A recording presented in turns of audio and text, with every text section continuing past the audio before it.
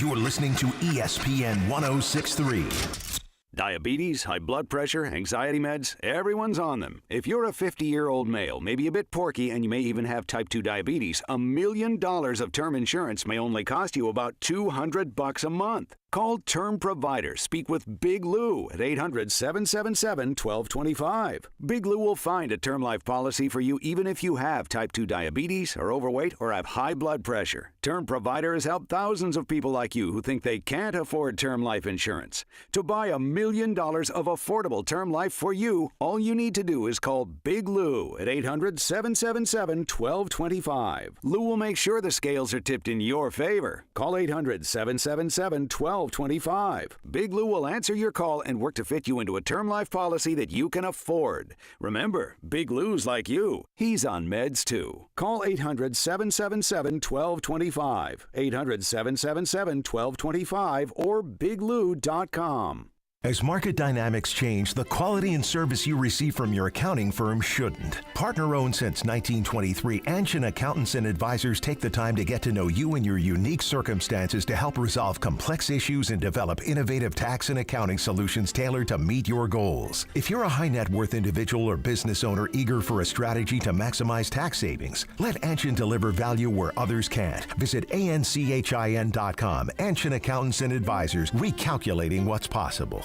This is the Sports Business Minute presented by the FAU MBA in Sport Management Program. Juan Soto, the superstar right fielder in Major League Baseball, signed the largest contract in sports history. A $765 million contract over 15 years was negotiated by superstar agent Scott Boras. Boras also said Soto's performance at Citi Field factored into his decision. Soto has played 35 games at Citi Field, and the left-handed hitter has hit 12 home runs, 26 RBIs, and had an on-base percentage of .466 and a slugging of .709. This is the Sports Business Minute presented by the FAU MBA in Sport Management Program. Accelerate your career in sports with the program committed to developing top-notch executives and managers with a focus on the job placement for students and graduates. The FAU MBA in Sport Management Program. Good Greek moving and storage. Your superhero movers. It's the Good Greek Spiro. For the best move ever, go to goodgreek.com. Good Greek moving and storage. Your superhero movers. Now, it's time for a little R&R. All into the bucket, lays it up and in. Ball game, Rizzo! Live in the Anajar and Levine Accident Attorney Studios, this is Russo and Rizzo on ESPN 1063. This team is going to be tough when they finally get it together. Sit back and relax. Let Russo and Rizzo take you home. Oh, mercy! Light him up, Colin! Kicking things off here on a Monday edition of Russo and Rizzo. It is mid-December, entering holiday season, coming up a little bit next week. Bowl season upon us. It's Russo and Rizzo on ESPN 1063. Colin Russo, Mike Rizzo, and our pal Christian Cat helping us out behind the glass today. We're over at the City Studios in downtown West Palm Beach on the 16th of December, the Monday, just a little over a week out from Christmas, just over a couple days out from the college football playoff kicking off. Week 15 in the NFL, basically closing out tonight with 2 Monday Night Football games over on ESPN. Packed slate, especially in the late window yesterday in those 425 games, 5 games that was, all with playoff implications on the NFL side of things. We'll get into that. We'll get into a whole lot more. Got a packed program for you. Should be a whole lot of fun. No Jonathan Zaslow today. He will be joining tomorrow. Alternatively, Mike Tannenbaum will join a little later in the week, I believe.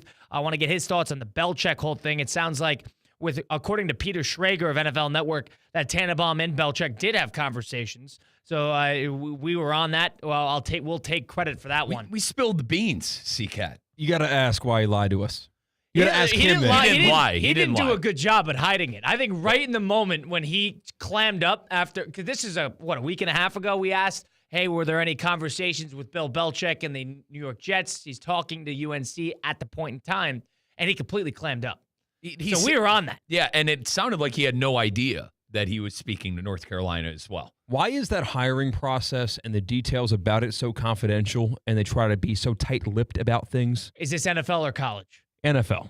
College, we knew everything about what Belichick was doing, what he was asking. Too many people involved on the college side. The NFL, you're right. This is a little bit like boardroom, keep it behind in a bunker underneath the White House type of signing. I guess maybe it makes one side look bad, whoever says no. Maybe it's a tampering thing. You're talking with coaches that are currently in season, and there's different rules in college.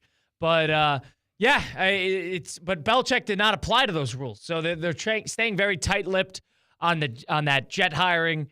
We'll talk to Mike Tannenbaum later in the week about that. But in the meantime, a packed Week 15 of NFL football, highlighted, of course, by a superstar performance from Josh Allen and a statement performance by the Green Bay Packers on Sunday Night Football, and an epic collapse by the Indianapolis Colts in the Mile High Stadium in Denver, where the Colts probably had a chance to, if you win, you had a chance to be in. You controlled your own destiny had they won that game. Yep. And we were on that +4, thought that was an easy hit. Desperation is a tool in the NFL.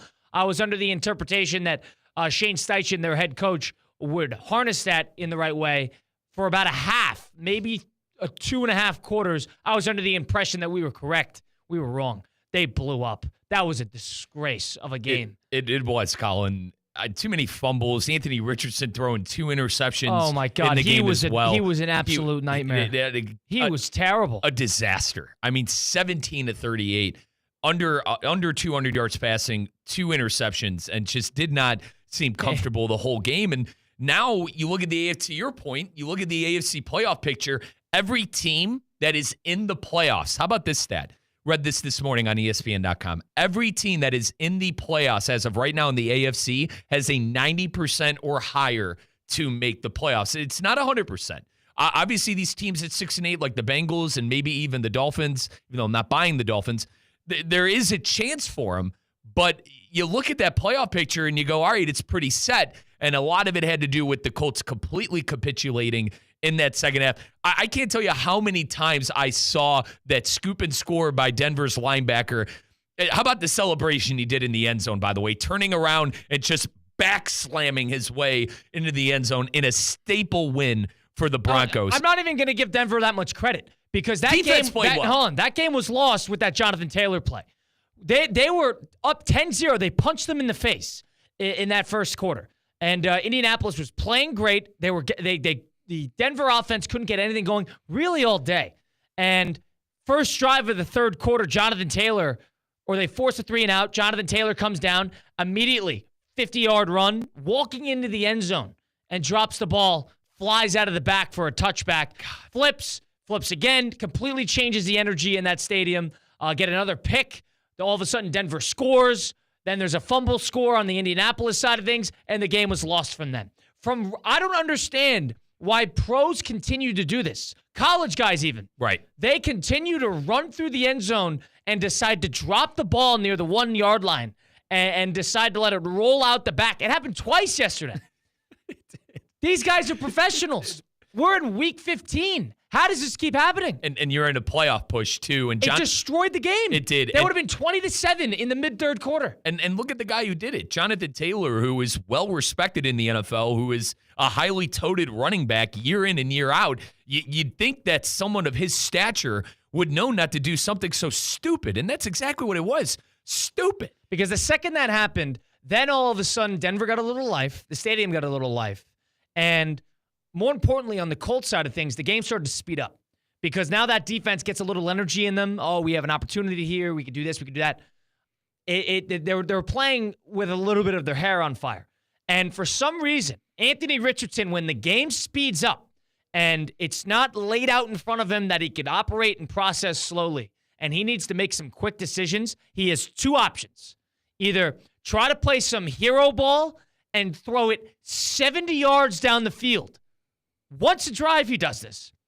70 yards down the field to double coverage, triple coverage, to nobody. Rarely does it go to somebody that's deserving of a 70-yard throw. Or they're trying to, he's trying to sail it on an intermediate route All of a sudden, 2nd and 10, run it, 3rd and 12, drive over. They got sped up, and they collapsed. Epic. The rest of their season was Titans, Jets, and Jags. And they would have won with the head-to-head over Denver. If they went 3-0 there, they would have had a play. They would have been locked into the playoffs. Yep. Talk about utilizing desperation and completely blundering it.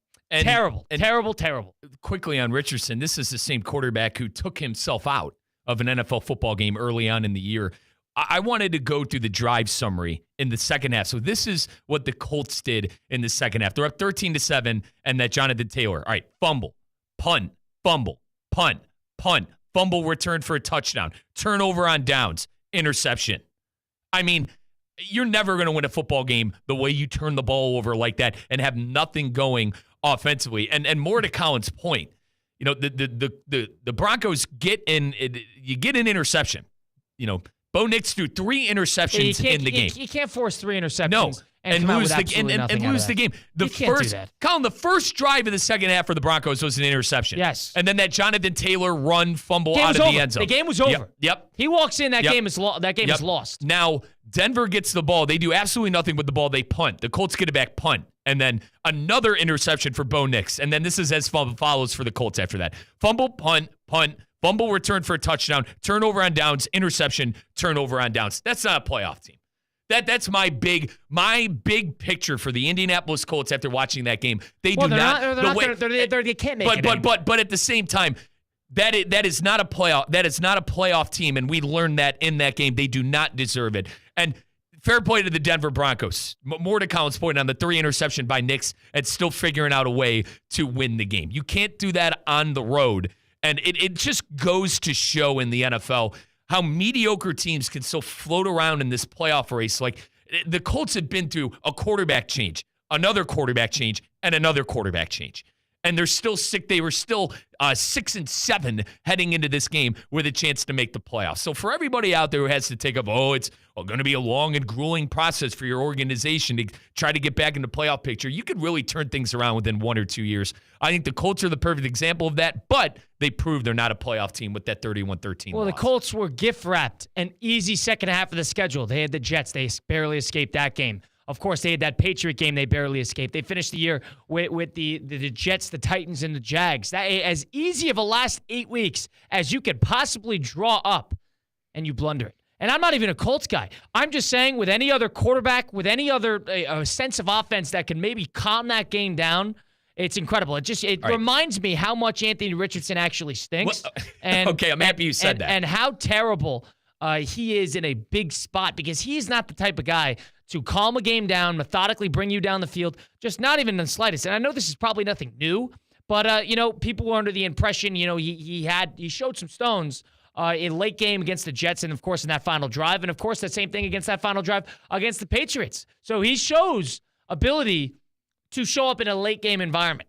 But when you're playing keep ahead and you got to sort of slow the game down and methodically take him down the field, he has no interest. It's hero ball or bust. That's Anthony Richardson. It's not a winning product. That game made me really annoyed because that was the game that had major playoff winning in implications. All the other teams are getting into the playoffs that played yesterday, at least in the big games. Steelers and Eagles are both getting in. Bills and Lions are both getting in. The Packers, maybe the Seahawks now have a question now. They were going to have a win-and-in game against the Rams in Week 18 anyway, but the Packers were getting in. Mm-hmm.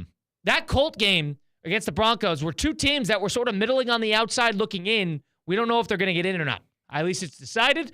Shift in Denver, shift out the Colts. I'm sick of the Colts. Don't want to see them anymore over that game. That's enough on me. You said Richardson stinks, and I agree with you. What do you do if you're Shane Steichen and who is it, Chris Ballard, the GM over there? You figure it out. You drafting a quarterback? No, I mean, you saw. No. I see. This is the Mike Rizzo philosophy. That's why. I mean, you just said he stunk. Colin, you just said he stunk. He's 22 years old. What are you gonna do? You just draft who? Who's coming out that's worthy of getting that the Colts do you bring in competition? Do you bring in a free agent? I could agree with. Okay, but drafting a quarterback every time the clock doesn't turn right. All right. So drafting a quarterback off the board, but you almost got to the playoffs. You were a first down away against the Houston Texans last year with Gardner Minshew leading your team of getting into the playoffs.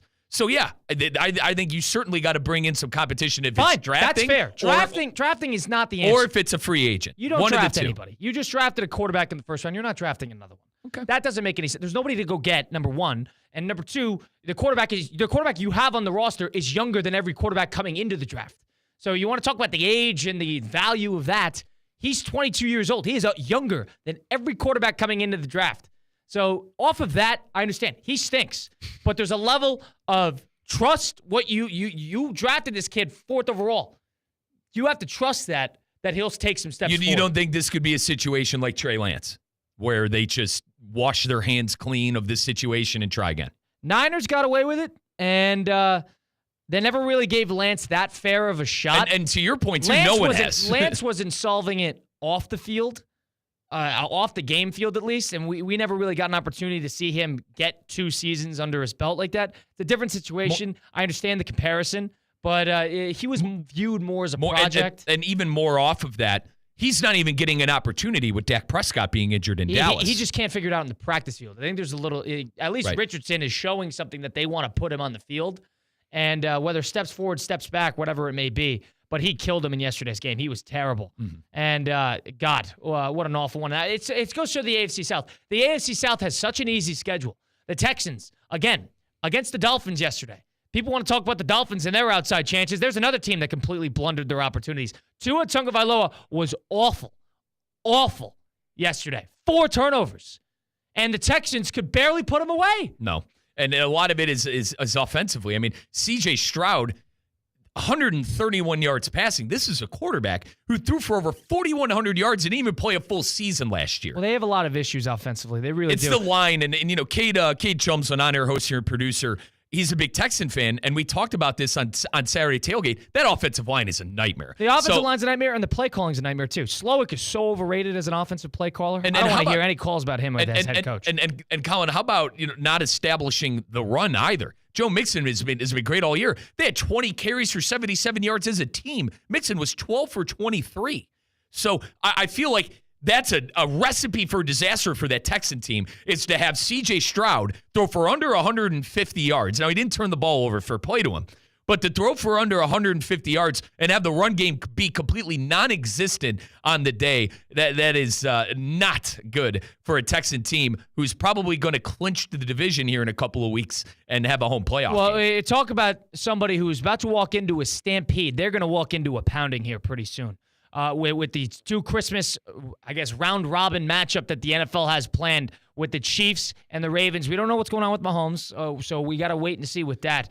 But that Chief game and the Ravens back-to-back on short weeks, playing those 2 teams basically within a span of 5-6 days, they're going to walk into a pounding. That is a team that is waiting to get exposed despite sitting at 9-5. That team is by no stretch any sort of team that could win a playoff game in my eyes. The offensive play calling completely relies on hero ball, completely relies on third and long passing. They do have no methodical sense of the run game. Oh, that team is so overrated. And maybe properly rated, because I think everybody's on the same page as them. They had every chance to win that game by 30 yesterday, and Miami had 5 opportunities to go and tie it up, and Miami was playing as bad as you could possibly get. Talk about a team that doesn't value the run. Look at Miami. Oh, my God. Tua was awful. 4 picks. 3 picks and a fumble, I thought. 4 turnovers. Apologies. 4 turnovers. He had 3 picks and a fumble lost. That it just goes to show, I think, with the Dolphins is, unfortunately, if you want to, we talk about harnessing desperation. The rest of the team played okay, but that team is only going to go as far as that quarterback, Tua Tagovailoa, will take them. And that is just the offense that Mike McDaniel has constructed. It's just, if he is not operating to be able to handle that gimmicky offense of the quick screens and the utilization of the motion and everything behind the line of scrimmage, if he is not able to properly do that and then take his occasional deep shot, they're a complete and utter mess. Complete and utter mess. Another team that was a complete disgrace yesterday. I was expecting something out of the teams that were playing for everything, and we didn't get it. Terrible. We didn't get it, and I still go back to that Colt game. We took it in our punchline picks where we compete with bets against the spread, against theoretically speaking, with Christian Catt and Theo Dorsey. I thought we were well on our way to only losing that Navy game. I thought we were well on our way to that was only your losing fault. that I'm Navy putting that game. one on you. I wanted Navy in that game. My NFL. And you to be strong-armed fair, me with our troops. I love our troops. You strong-armed me with our troops. But isn't there something to be said about riding with the horses that got you there? Army covered every time we took Army. They covered. Hold on, Every time we took Army, they covered. And by the way, I was 3-0 with my NFL picks: the Chiefs, the Bengals, and the Ravens. Right. Now I know this is a collective. You okay? killed us. You killed us. You wanted Army. I wanted to stay away or take Navy in that game. You killed us there. That's fair. You're allowed to admit that. You're allowed to admit that. That was my Papa Chuck, who was in the Navy, that gave me that gave me my my crow. But we did great. I didn't, nonetheless. 5-2, Kyle. 5-2 with our lock in the Cincinnati Bengals hitting is all right. So we mentioned the 6-8 teams and the 90% playoff percentage with the 7 teams right now that are in the AFC playoffs. Is there a chance for Cincinnati? Cincinnati, I thought, would kind of lay over and die the last 2 weeks. Here we are. They've won 2 games in a row. Well, they need a lot of help. And defensively, they're still a nightmare. They're going to have to deal with Denver here in a couple weeks. I don't think... Could that be a playoff picture matchup if Denver stubs their toe a bit? No, because because Denver needs to lose again this Thursday. They need to lose against the Chiefs, and the Chiefs are probably not going to need the game unless they drop one of these next 2 in Week 18. It might be, but it's too early to say because the Chiefs have that 2-game head start. So you would agree with me that the AFC playoff picture is basically set. Like you could probably mail that one in. Yeah, close to it. Could probably mail that one in with close the 7 teams that are left. I mean, the Chargers, by the way, played like crap. Well, the Denver won the game. The Chargers didn't need it as much because the Chargers finished with the Patriots and the Raiders. But they got stomped at home. You rarely see a khaki pants football team get blown out by 23 points like that at home. You want to bring up a team that is as polarizing as they come and is none other than the Tampa Bay Buccaneers. You got to give that offense credit all over the field. Mike Evans, terrific. Baker Mayfield. You know what Baker Mayfield does. He plays very, very hard. He's got that, hard-nosed mentality, head down, figure it out. That offense is either, some of the ugliest offense and, I guess, terrible defense mix you've ever seen, or they're going toe-to-toe with the Lions in their building, taking them down, or they're going toe-to-toe with the Eagles, taking them down. A very strange, very polarizing team, and a team that I would want nothing to do with in the playoff picture. If you're in the NFC playoff picture and you're hosting right now, I keep on forgetting, Colin. Well, the only reason they're going to get in is if they get a home game. That too, and that's where I was going with that is I keep on forgetting how much of a mess the Atlanta Falcons have been. Well, you'll see, they need that game tonight. And they beat them twice. They beat Tampa twice, so they're going to have every sort of head-to-head over them. And that's why I subconsciously keep thinking the Falcons are still ahead in that division. But, Captain Kirk has been more like Private Kirk with the way he's been playing in these games. Well, the idea is they have the head-to-head. So you just need to stay afloat. And they have an easy game tonight against Desmond. If they can't figure it out tonight on Monday Night Football against Desmond Ridder and company and the Las Vegas Raiders, I think we're a little over. I think we're a little over the Atlanta Falcons experiment and the Kirk Cousins. I think that's when you'd see Penix. Yeah. If this was a mess tonight, that is when you'd see Penix. But I think they're... To be honest, they find the right tune tonight, I think they'll be okay, but we'll see. I was going to say, and obviously it has to do with money and why you brought him in the first place, but I'm a little shocked that that Penix hasn't gotten the call. It's been 4 games. They were on a 4-game losing streak. Well, you paid it it doesn't surprise me. He's paid Kirk $180 million. 8 interceptions, 0 touchdowns. I mean, talk about completely throwing games. You're throwing games away. I didn't think he was awful in that Minnesota game. He was a bad fourth quarter. But, you're right. He's been terrible. He's a polarizing quarterback. He's very strange. And it's the same guy who took the Chiefs down the field and had a chance to win it towards the end of the game and also beat the Eagles going down the field at the end of that game in their building. So it's very strange Kirk Cousins is. He's always been polarizing. He's been polarizing, but also inconsistent, right? I mean, he'll throw 5 touchdowns one game, and then you'll see stinkers like this. So I feel like that's what you sign up for Kirk Cousins. Polarizing indeed. We roll on here. Dan Campbell, of course, once again, every single week in the headlines for mismanaged, managed well, whatever you want to call it, chalk it up as, in terms of his aggressiveness. The Lions lost about 3 starters in the process. David Montgomery done for the year, and a slew of other guys for the especially the Detroit defense. Very short-handed. They lost to the Buffalo Bills in their building in a high-scoring bout where basically no team could stop the other.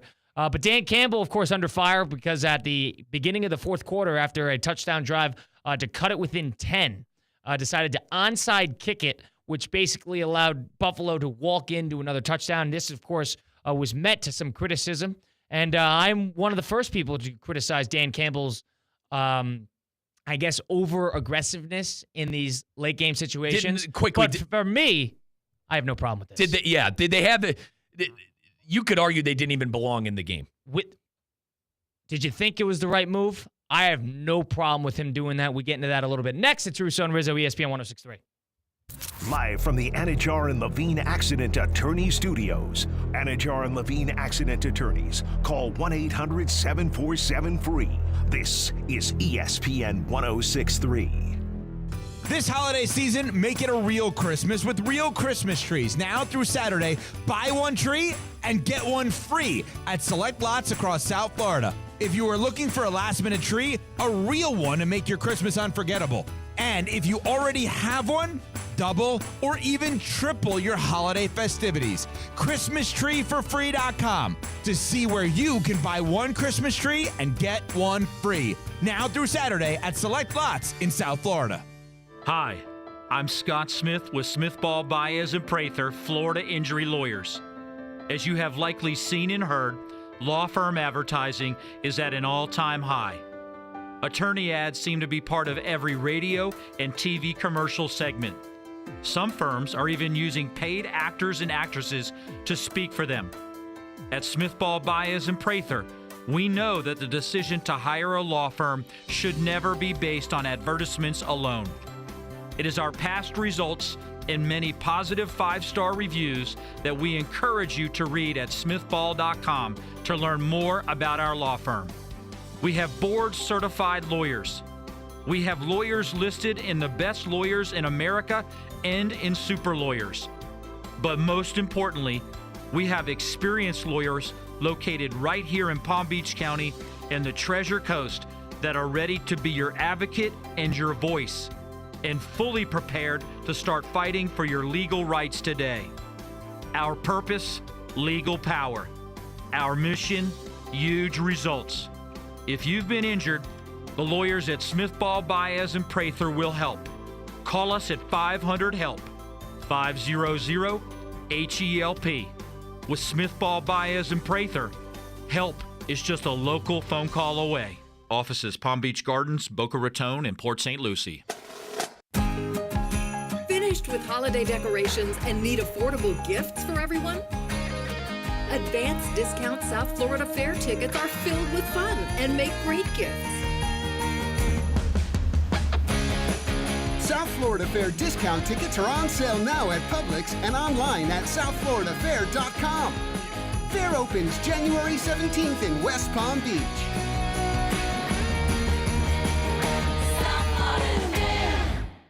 Kaiser University's flagship campus, the 100-acre residential campus at 2600 North Military Trail in West Palm Beach, extends Kaiser University's educational offerings to over 100 degrees in the heart of South Florida. Kaiser University also has an athletic program with 20 national championships, including the 2024 Women's Swimming and Diving Championship and 2023 football, lacrosse, and men's swimming and diving titles. Visit KUSeahawks.com for the latest.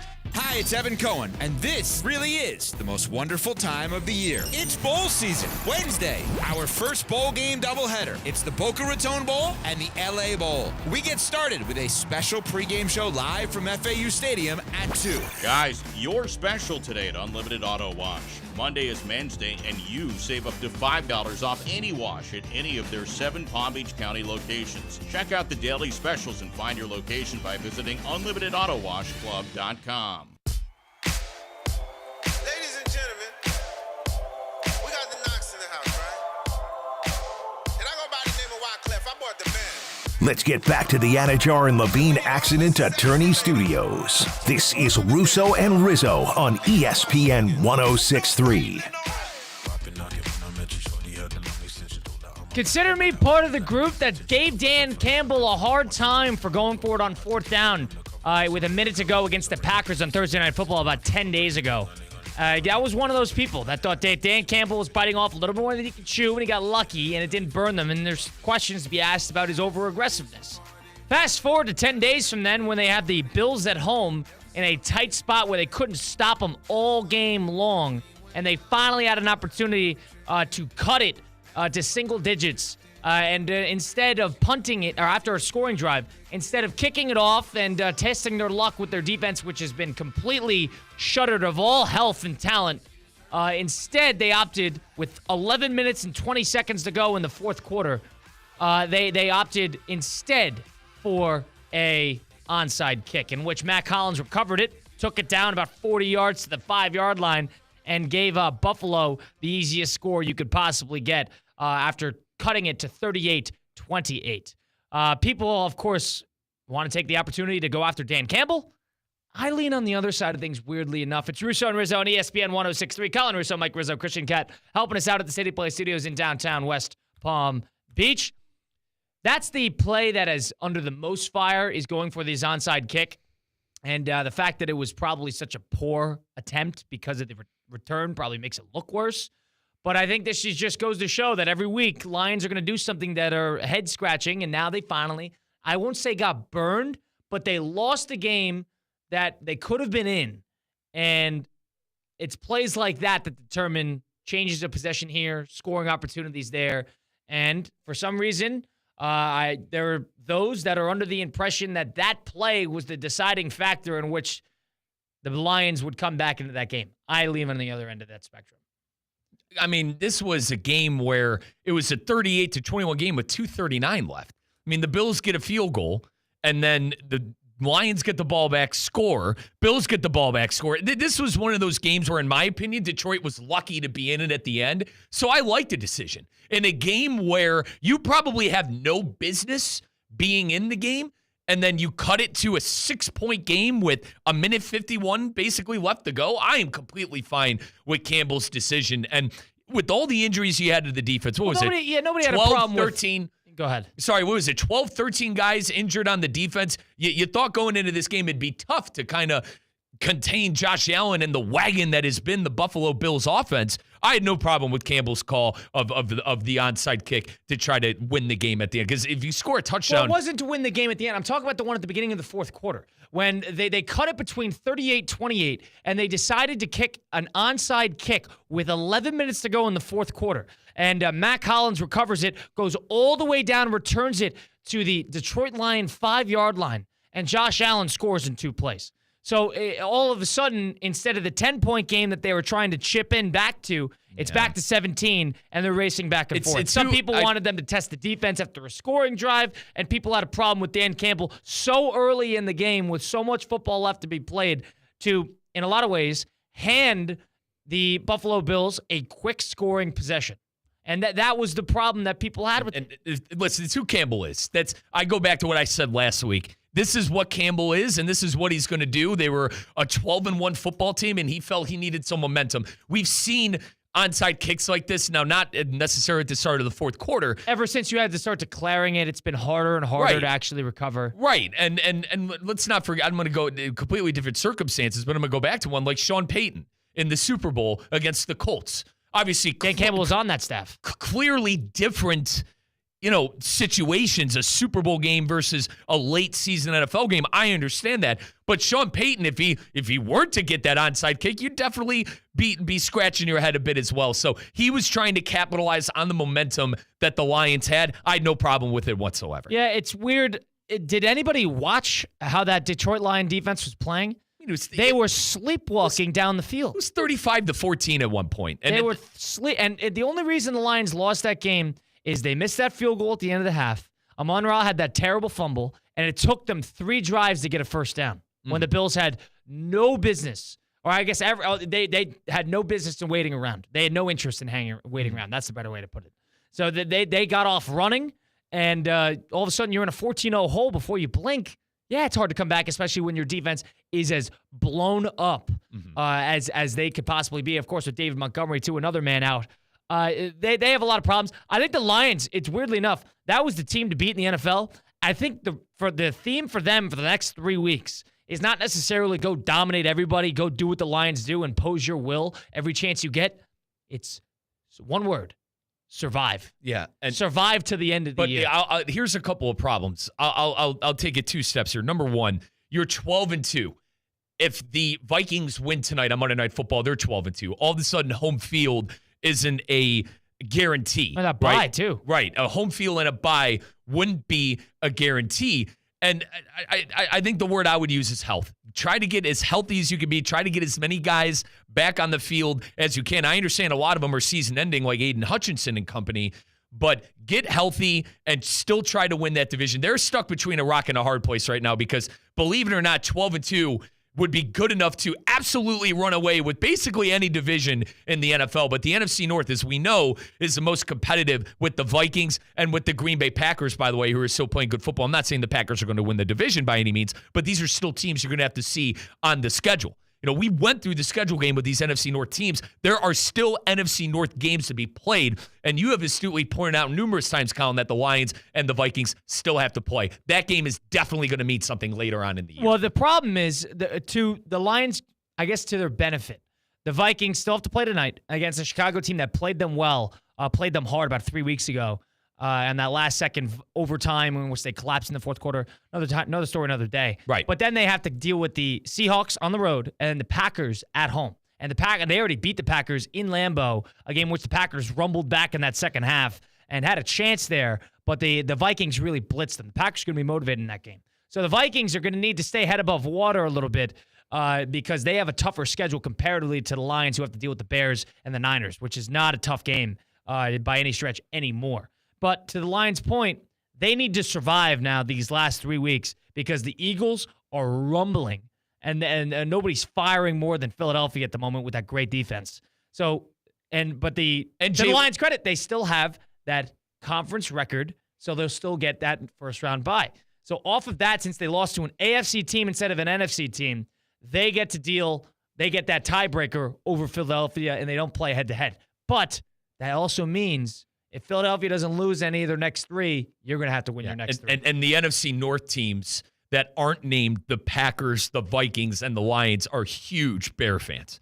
I mean, you mentioned the Lions' next game are the Bears. The Bears play the Vikings coming up tonight on Monday Night Football. Is there a way that a Chicago team who is expected to be in these conversations late in the year in the playoff scenario, is there a chance that the Bears could play spoiler? I also wouldn't sleep on that game in San Francisco. I understand, nonetheless, San Francisco's season. They need the game. Yeah, San Francisco's season basically over after losing that game when Devondre Campbell didn't want to come in. But Kyle Shanahan and his team, I know one thing about Shanahan football and the coaching tree with his dad and now Mike and now Kyle. They're not just going to lay over and give the Lions that game.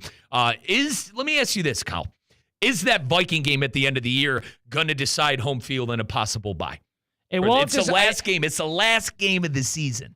Well, I mean, you got to see what happens with Philadelphia. For sure, but best guess. Give me a best guess right now because it's definitely going to decide the division. Okay. Now, to the Vikings' credit too, or not their credit, but to their point as well, they don't have to play the Philadelphia Eagles head-to-head in the regular season. Now, to one point, the Vikings, their 2 losses, it was the Rams, and they lost earlier in the year to the Lions. So it was 2 NFC teams. So that Lion game, or the Lions team, has that head-to-head over both of them. Now, you'd have to check probably conference record and then divisional record on determining the tie. I don't know the tiebreaker between Philadelphia and Minnesota. Mm-hmm. But I think Philadelphia has that tiebreaker over Minnesota. I'll double-check that. But it could decide the division. Now, I do think the Packers are going to come ready to play in that game in Week 17. I can't declare on whether that game's going to mean something in 3 weeks' time. We got to see what the Lions are going to field a week from today. What are they going to field next Sunday? Are they going to be able to field the defense? They're getting guys off the street, and off of that, it's all about survive. Their offense can score with anybody. Nobody should be worried about that offense. But if you get into some sort of back and forth shooting match, and the Bears should have beat them on Thanksgiving too, so the Bears might be motivated there. It's off of that. The Lions have to survive here And if they could get that bye, great. But at the very least, they need to enter that postseason with a moderate sense of health defensively, because it's the tale of two types of teams. Those four great teams that we always talk about. The Chiefs, the Eagles, the Lions, the Bills. The Bills and the Lions are two prolific offenses with two prolific play callers, with two great quarterbacks, and two teams that defensively have a lot of injuries, especially on the passing side, and, are going to give up a whole lot of points. On the other end of things, Eagles' offense is probably a lot better than I'm giving them credit for, but them and the Chiefs' offenses are good. They're nowhere near great, in my opinion, at least. Not nowhere near great. I know some people might say this about the Eagles, but defensively, as stout as they come. So it's the tale of two defensive-minded, keep them in the game, defense first, versus the offense first. It's a very fascinating little parallel, one on AFC, one on NFC side of things. And quickly on Kansas City, is that offense gonna unleash because it's playoff time? We didn't see it last year. Kansas City won that Super Bowl. We got to see if Mahomes is going to be healthy, too. That too. But Kansas City won that Super Bowl because of defense. But I wonder, since they are quote-unquote the Chiefs, if they're just going to be able to flip the script come playoff time, it wouldn't shock me. I personally think Detroit needs that first-round bye more than any team in the NFC so they could take that week to get healthier. The famous conversation in any sport, I think for that matter, is does the time off hurt you because you don't play and you're not fresh, or does it help you to rest? In this case, the Lions, they need the rest because they need to get some of those guys back. Yeah. It's so important for them to get that bye and win that division. That's my 2 cents. It's important, and they need to get healthy. They have a lot of defensive guys that are, some of them are wavering on the side of returning for the playoffs. Aiden Hutchinson being one of them a little later in the playoffs. Alex Anzalone, of course. Carlton Davis. Go down the list. But they a couple season endings, including David Montgomery, most notably, out for the season with a torn MCL he suffered yesterday. So that's going to be the Jahmyr Gibbs show for the foreseeable future. We'll loop in Christian Catt, our producer, into the conversation a little bit next to a little Overreaction Monday presented by Hard Rock Bet. But in the meantime, it's holiday season. It's time for the gift-giving side of things, but it's also a big part of holiday season is the decor. And you got in South Florida, it's hard to sort of get into Christmas spirit. There's no snow on the ground. It's not 20 degrees out. You don't see Santa and his reindeer walking down because it's too hot to wear that big red outfit. So off of that, the best way you could actually get into Christmas spirit is the decor. And the first thing you got to do there is get a Christmas tree. Absolutely, Colin. And in the Rizzo household, at least, the Wendy Rizzo household on Cooper's Run growing up, you knew it was Christmas time right when you walked in the door. You want to know why?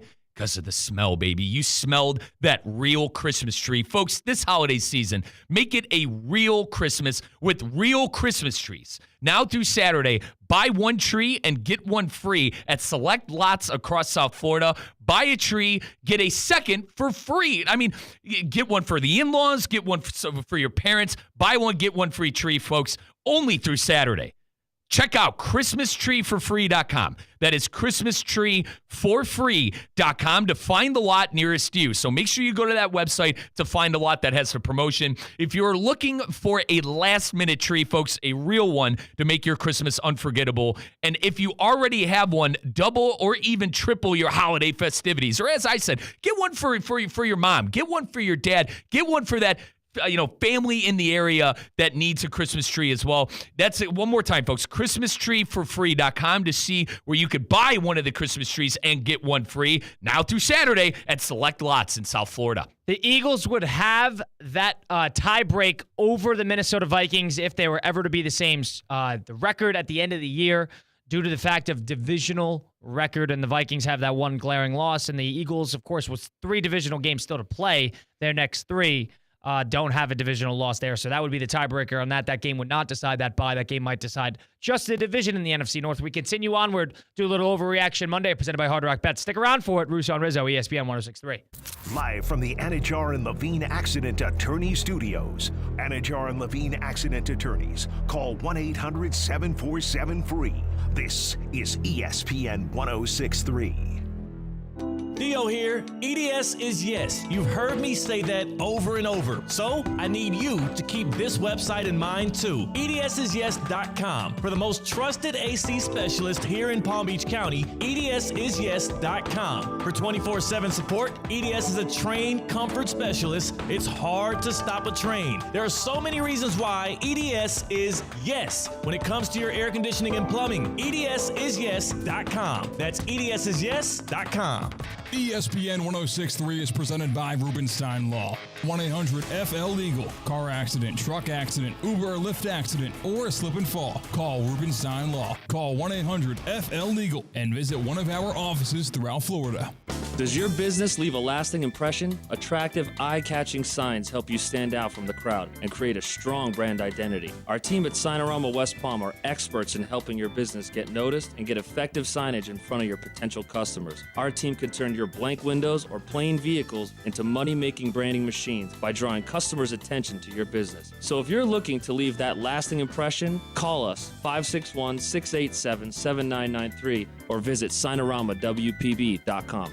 ESPN West Palm and Humana are proud to recognize military veterans within our local community. Our Veteran of the Month is Captain Ronald Williams. Captain Williams served 28 years in the United States Navy. His service was nothing short of extraordinary, with leadership that earned him numerous awards, including meritorious service medals. He also received multiple Navy and Marine Corps Commendation Medals and the Global War on Terrorism Service Medal. Now, as Chief of Staff at the West Palm Beach Veterans Affairs Healthcare System, Captain Williams continues his commitment to serving his fellow veterans. A football fan and passionate supporter of the New York Giants, Captain Williams fondly remembers their 2008 Super Bowl victory when his favorite athlete, Eli Manning, led the game-winning drive.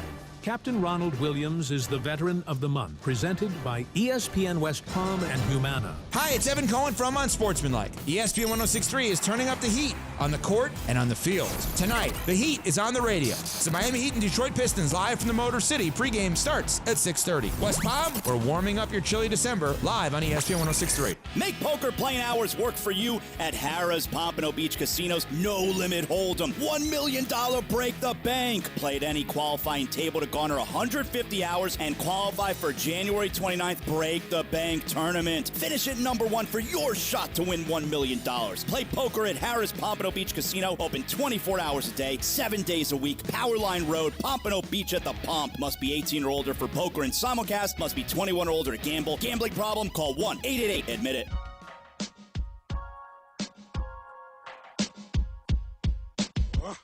Let's get back to the Anajar and Levine Accident Attorney Studios. This is Russo and Rizzo on ESPN 106.3.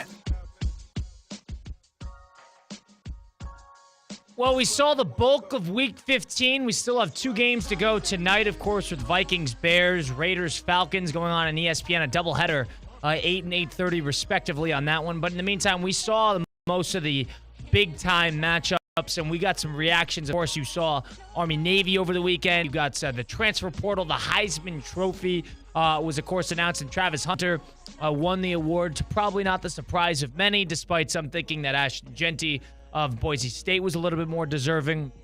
LeBron basically went dark over the weekend and then came back and looked 10 years younger. Very strange weekend on that front. Everybody's talking about how to fix the NBA. You seeing this? Everybody's talking about how the NBA's got 1,000 different issues. Who was on that at the PJ National on remote with Russo and Rizzo? Yeah, down 48% in ratings since 2012. There's a little testament to audiences tuning out of the NBA.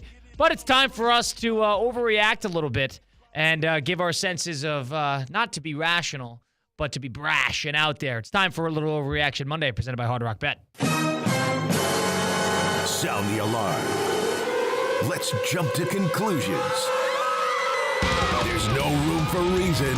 It's Overreaction Monday. Oh, how could I be so stupid? Presented by Hard Rock Bet.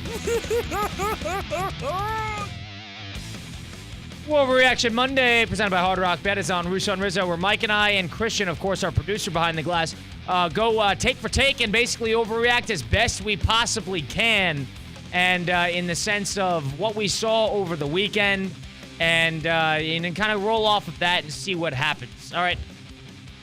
We'll go around the room. Christian Cat, welcome to the program, first of all. How you doing?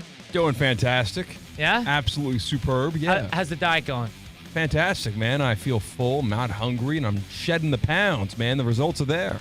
Are you giving actual updates to, like, weight loss and everything? Was there anything noticeable in the first week? Can I ask? Is that the wrong thing to ask? We'll talk about it next week. Oh, so you got to give it 2 weeks. That's fair. Yeah. That's fair. Can you eat stuff now? Yeah, I saw him putting stuff in the fridge and the freezer at work today. So what'd you go pick up, like basically a duffel bag of food? How does that work? A Metro MD bag of food for the weekend. Since the holiday and traveling for the weekend is difficult, so I'm kind of stocked up for the next 2 weeks. Nice, dude. Mm-hmm.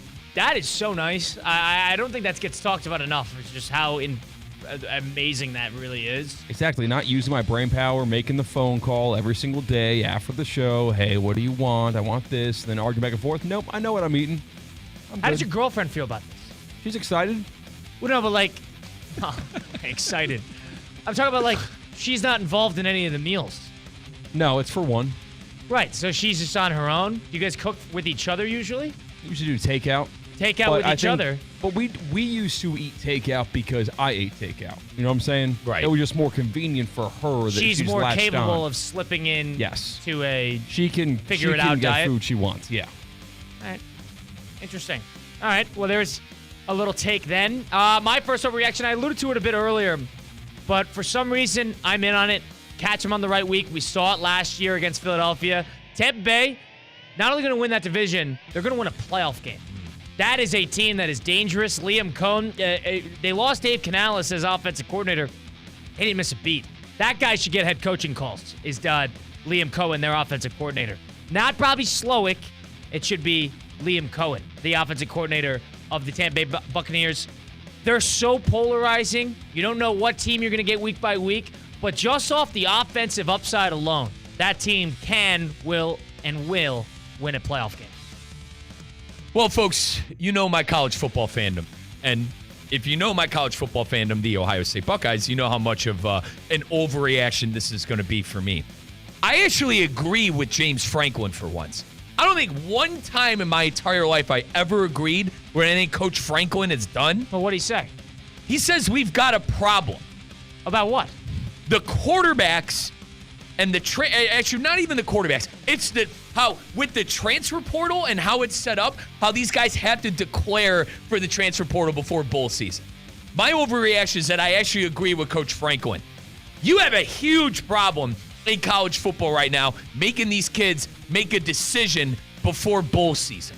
How are you about to have Penn State, right? Penn State, you're Nittany Lions, Cat, all right? Your quarterback, what's his name? Help me out. Prabula. Okay. Well, Drew Aller's the starter, the backup who did transfer. Thank you. And this is based off of that. And he announced he's going to transfer. But the problem is they have a game on Saturday. Exactly. This is a huge problem. They need to extend this date into February 1 or a date where it's not going to interfere with the season. And another thing that was interesting is basically his announcement to transfer was it was reluctant. He's like, listen, I have no choice here. Yeah. I have to declare. And the transfer window goes from basically the end of the season to December 28th. To your point, a major problem. Why is the transfer window advantageous to those who don't play in a big game at the end of the year or are not bowl eligible? Those are the teams that are benefiting off this because they can focus all their time and resources towards recruiting. Why don't you push it a month when January, when nothing's going on, and make the transfer window then? And take it a step further, too, with Ohio State. They got Devin Brown, who entered the transfer portal. The problem is the Buckeyes have him as the backup quarterback. He's willing to stay to be the Buckeye backup quarterback during the college football playoff run, hopefully playoff run, even though he's entering the portal. Absolutely ridiculous. And it's just another layer of how the NIL and the transfer portal, whatever era we are in, has problems, C-Cat. Kenny Dillingham, the head coach at Arizona State, also has guys planning on entering the portal, but he's letting them play. Right. And he's going to let them play and then let them figure it out after that, which is very strange. I agree. It's a faulty system. They need to fix it. Christian Cat, what are you overreacting on? Dak Prescott has signed the worst contract in the history of the NFL. He's a waste of money for $60 million a year, and he effectively is playing the same as his backup, Cooper Rush. 11 touchdowns, 8 interceptions on the season for Dak Prescott. 11 touchdowns, 3 interceptions for Cooper Rush. Their passer rating is almost identical, and yet Dak Prescott gets a record deal when you could draft someone in the 5th round and get the same productivity. So you're saying that Dak Prescott, who, let's check the clocks, was second in MVP voting last year. That's what I was going to with rebuttal 36 touchdowns and 9 interceptions for a 12-5 record team who probably should have won the MVP. You want to get in the MVPs. I know you and Theo did a lot of it earlier on Theoretically Speaking. I don't want to get into that, but he probably should have won the MVP last year. Just off of his performance and then blowing up his hamstring this year, they should go for a 5th rounder. Offense is set up for success, and it's a system role. Anyone can walk into that franchise on the turf and do a good job. I give Rush credit. I give Rush credit, though. You're right. They play hard with him, and that defense has also put them in a good position to win. That defense played very, very well. Seacat, speaking of Cooper Rush, did me in with his performance at CeeDee Lamb. In fantasy, I was 10-4, did not receive the bye. I played CeeDee Lamb and Lamar Jackson. I'm down 26 points in half-point PPR with Keenan Allen and Brock Bowers left. Am I cooked? Keenan Allen's going to give you a donut. He's famous for those. And guess what? In a big spot playoff. Boys, I started Jameson Williams and Keenan Allen over Devontae Smith. And Devontae Smith's 23 points. I only would have needed 4 points of Brock Bowers for the win. That is hashtag, as my father would say, operator error. But seriously, like Dak Prescott, where was he drafted? In the 4th, I believe. He was Mississippi State. That's the kind of talent he is. That's what he's kind of proven to be. Dude, he was unreal. I'm with Colin on this, and I was going to rebuttal with it. I'm happy you said it. Guy was unreal last year. Absolutely unreal. And I know they lost to the Packers, and I know how bad that loss was. Classic Cowboy loss. It really was. But MVP in my eyes last year, with all due respect to the great Lamar Jackson, who's from here, Boynton Beach. Yeah, Lamar, a local, but Dak Prescott, you're not in on him. No, so I've seen enough. I really have seen enough. And I hate to punish this guy who's sitting on his couch, rehabbing, getting ready for 2025. But yesterday was enough for me to see it, where they are going to be just regretting giving him this contract because they felt like they were obligated to. All right, Colin, quickly. Last overreaction for me. If you're going to go that route, I'll go this route. Tua. Keep it local for a second. If we're going to be hard on Dak Prescott, let's be hard on Tua as well. I understand the concussions. I understand the injury history. Maybe he's not 100% playing these games. Who knows? But Colin and I talked about it in the first segment. The 4 turnovers yesterday in a game where the other team was begging you to take, you couldn't take advantage of it. If we're going to be hard on Dak Prescott, let's keep that same energy for Tua and maybe even Trevor Lawrence. Yeah, you get paid record Dolphins money to beat the Texans in a must-win game. I think that's fair to say. So all 3 of those guys we could overreact about for the season that they've had. Trevor Lawrence, Tua, he got hurt, and Dak. but I understand. Yeah. He got hurt. And he didn't even play poorly. It's terrible to start the first 5 weeks of the year, and then he played much, much better. But yeah, Jacksonville's a mess. It's a whole other story. The Silver Fox and Doug Peters. But with the Tua, I think there's totally an argument there. But I also think going for it on 4th down twice in the second half instead of kicking a field goal, especially down 8 with, I think, 9 minutes to go, they opted for a 4th down conversion there. Oh, God. They get too creative. This is the Dolphins, that is. They try too much. They try too hard. It's like they don't know how to operate and beat good teams. It's been the dark cloud over the franchise for the past 5 years. They cannot beat a good team. Very strange. I agree in terms of an overrated contract. That should be one of them. We're going to see him play tonight. He's probably coming off the best game of his career. Sam Darnold, whether he warrants what contract or what, I think he's going to make $40+ million in this next contract. Everybody was, I think people under the impression that he's going to flirt around the 30s in the Baker Mayfield-esque.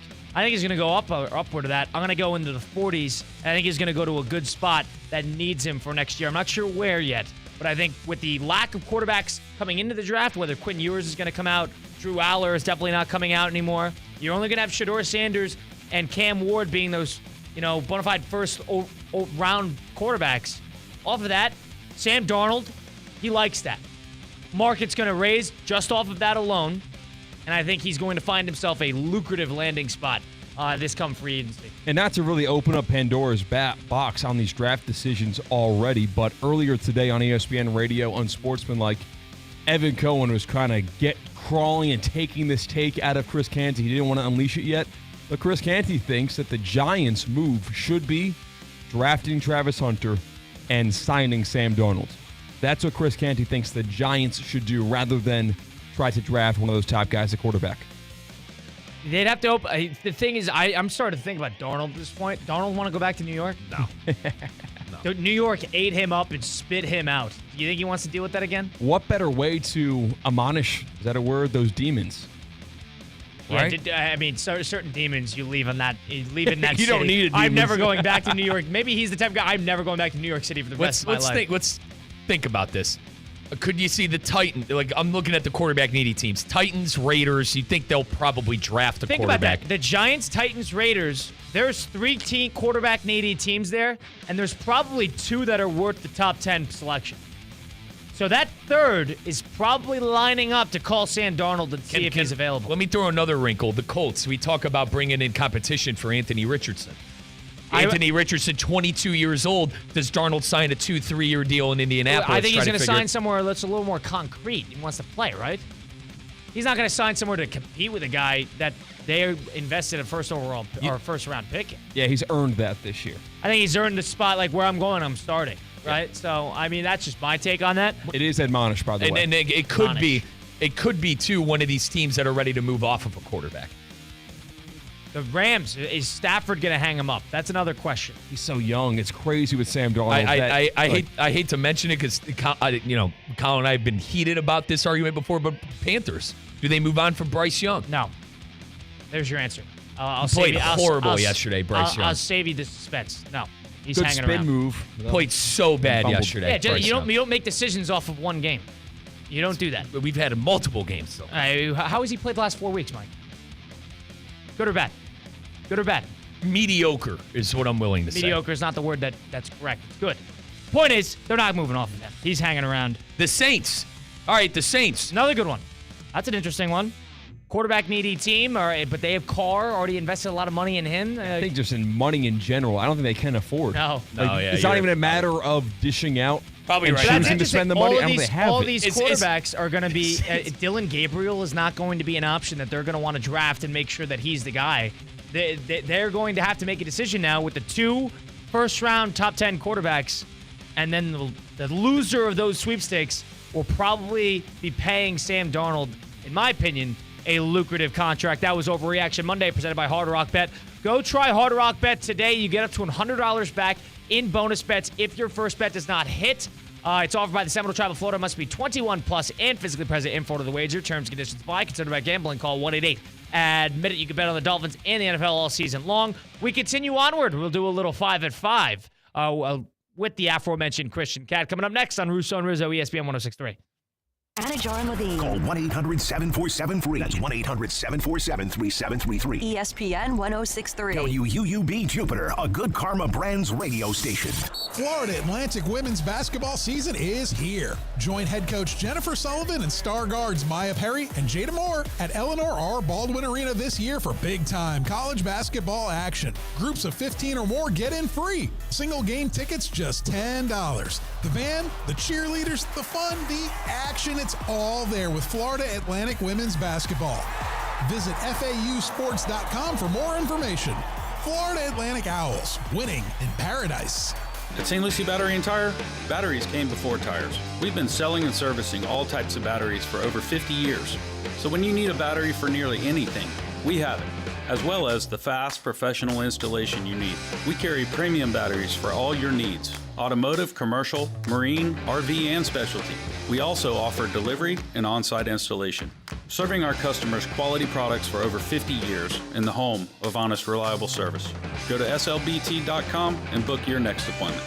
Banyan Printing and Signs wishes you a happy and healthy holiday season. Thank you for making Banyan your trusted printing, mailing, and signage partner in the Palm Beaches for over 47 years. From A-frames to yard signs, business cards to booklets, and much more, plus a big announcement coming in 2025. Get started at banyanonline.com or by calling 561-586-6220. Happy holidays from Banyan Printing and Signs, the official printing partner of ESPN West Palm and Kaiser Athletics. As market dynamics change, the quality of service you receive from your accounting firm shouldn't. Anshin Accountants and Advisors take the time to get to know you and your unique circumstances to help resolve complex issues and develop innovative tax and accounting solutions tailored to meet your goals. If you're a high net worth individual or business owner eager for a strategy to maximize tax savings, let Anshin deliver where others can't. Visit anchin.com. Anshin Accountants and Advisors, recalculating what's possible.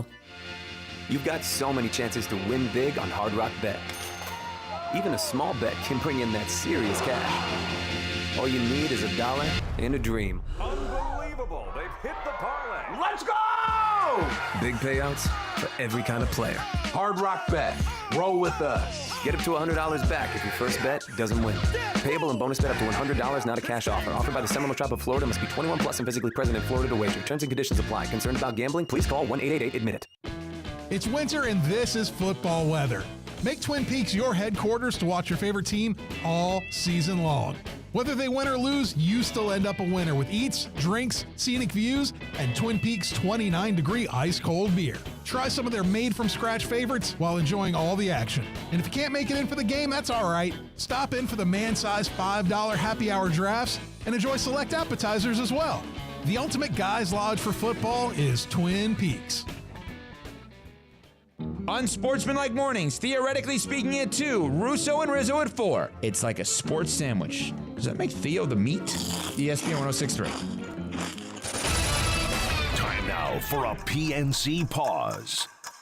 PNC Bank is committed to helping the customers and the communities they serve move forward financially. See how they can make a difference for you at pnc.com.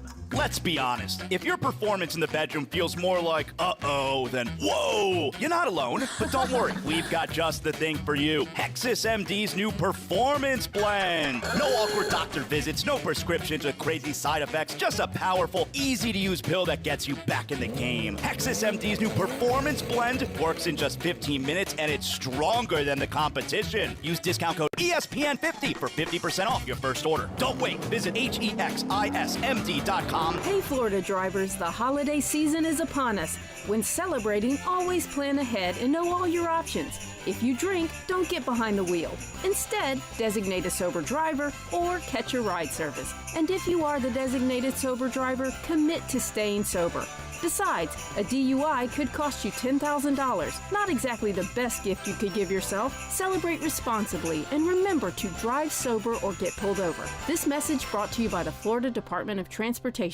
Holiday season at Duffy's Sports Grill means holiday features galore. Savor Duffy's limited time holiday menu with new crab stuffed mushrooms, seafood pasta, salmon Oscar, and mahi Oscar. Plus, famous holiday drinks like Jack Apple New Fashioned and a peppermint martini. Now, through New Year's Eve, score a $20 MVP bonus for every $100 in Duffy's gift cards you purchase. Duffy's, our game is always on.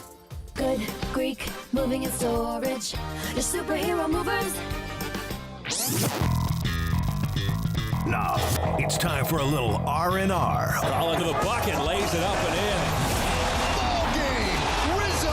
Live in the Anajar and Levine Accident Attorney Studios, this is Russo and Rizzo on ESPN 106.3. This team is going to be tough when they finally get it together. Sit back and relax. Let Russo and Rizzo take you home. Oh, mercy! Light him up, Collins!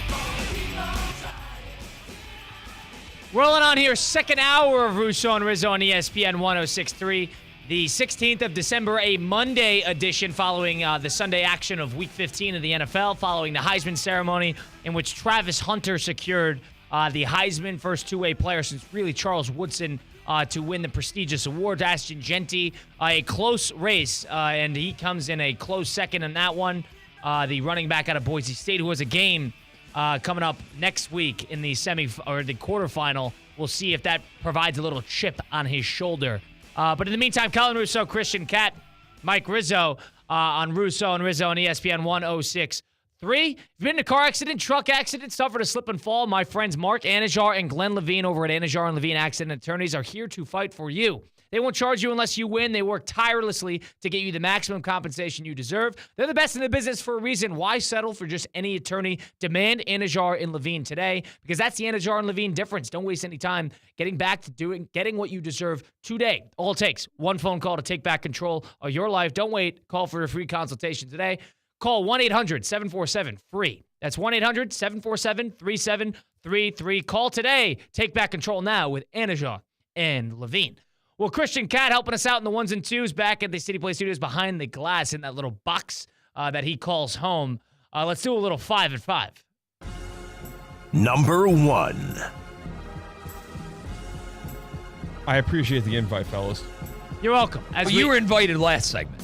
And, yeah, you had your little opener last segment. But as Christian Cat gets the 5 at 5 prepared, it's interesting that we got shut down with what's going on with LeBron. Yeah, we apparently did. We went did. dark. We did. And nobody knows why. And then all of a sudden, LeBron is back. And then he looked about 8 years younger. Maybe LeBron just needed a little rest, secret stuff. Maybe it's a non-story. Maybe nobody cares. But Maybe it's steroids. Who knows? I wanted to talk a little Bron. I thought it was odd that he talked.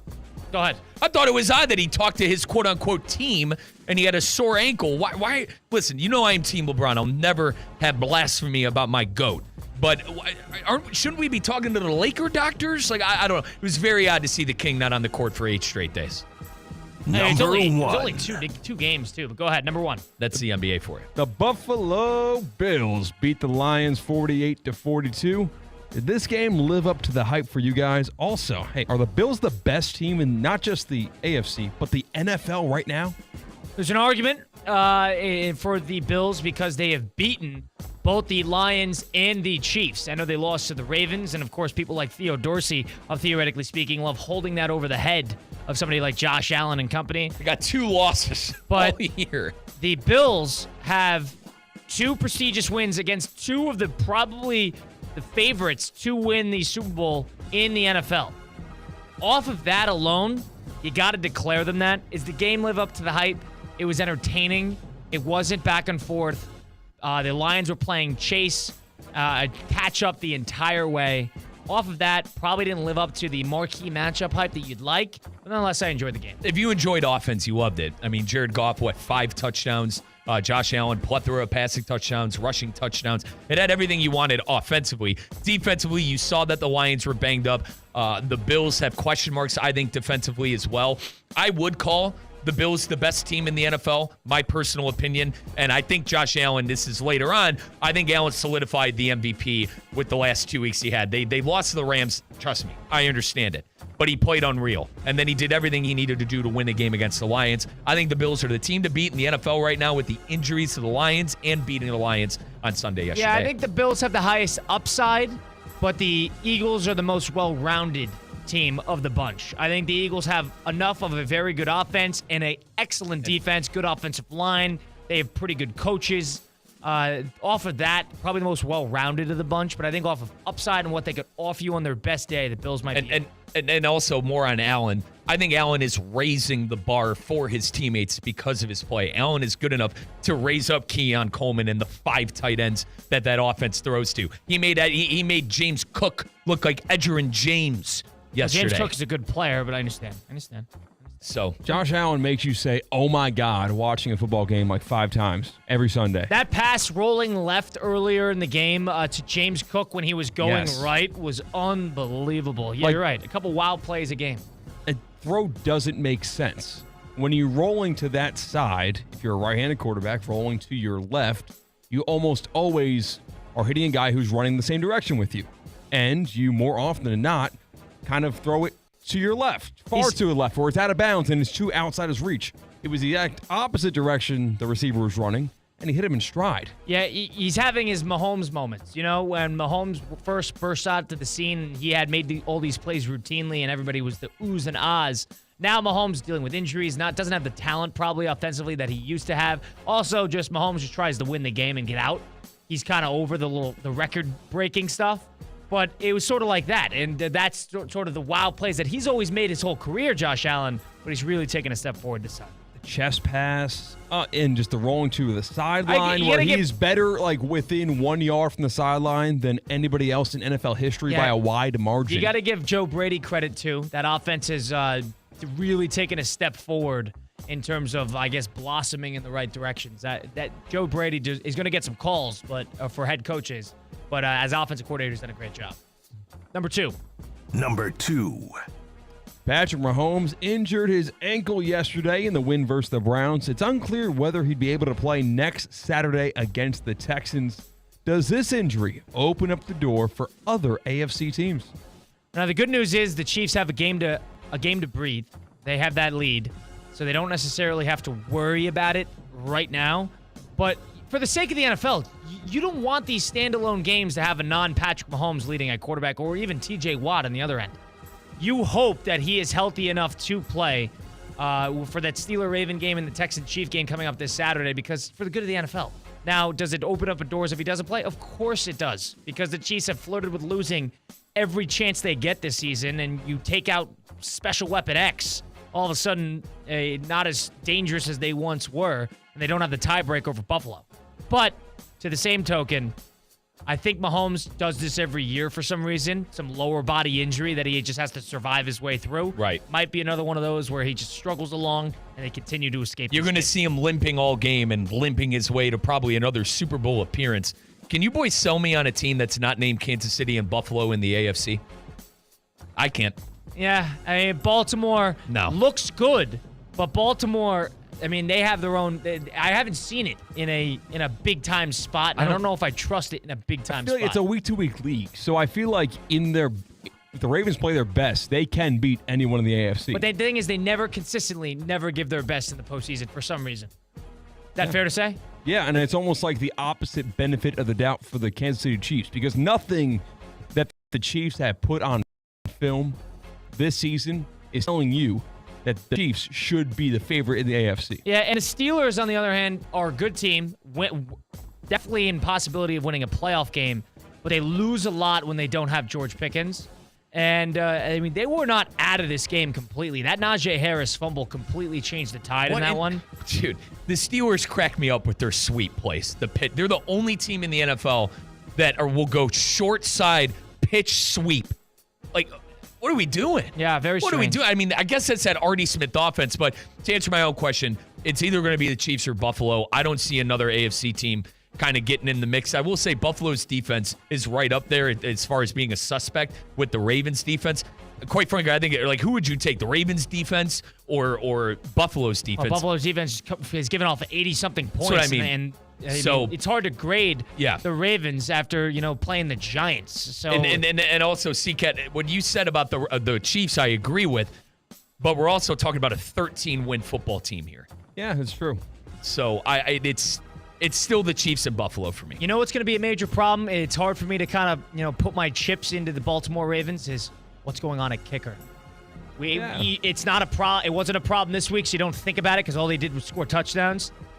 Justin Tucker might be a considerable problem in a big game for them when it matters. If that's the hill they want to die on, watch it burn them in a big spot.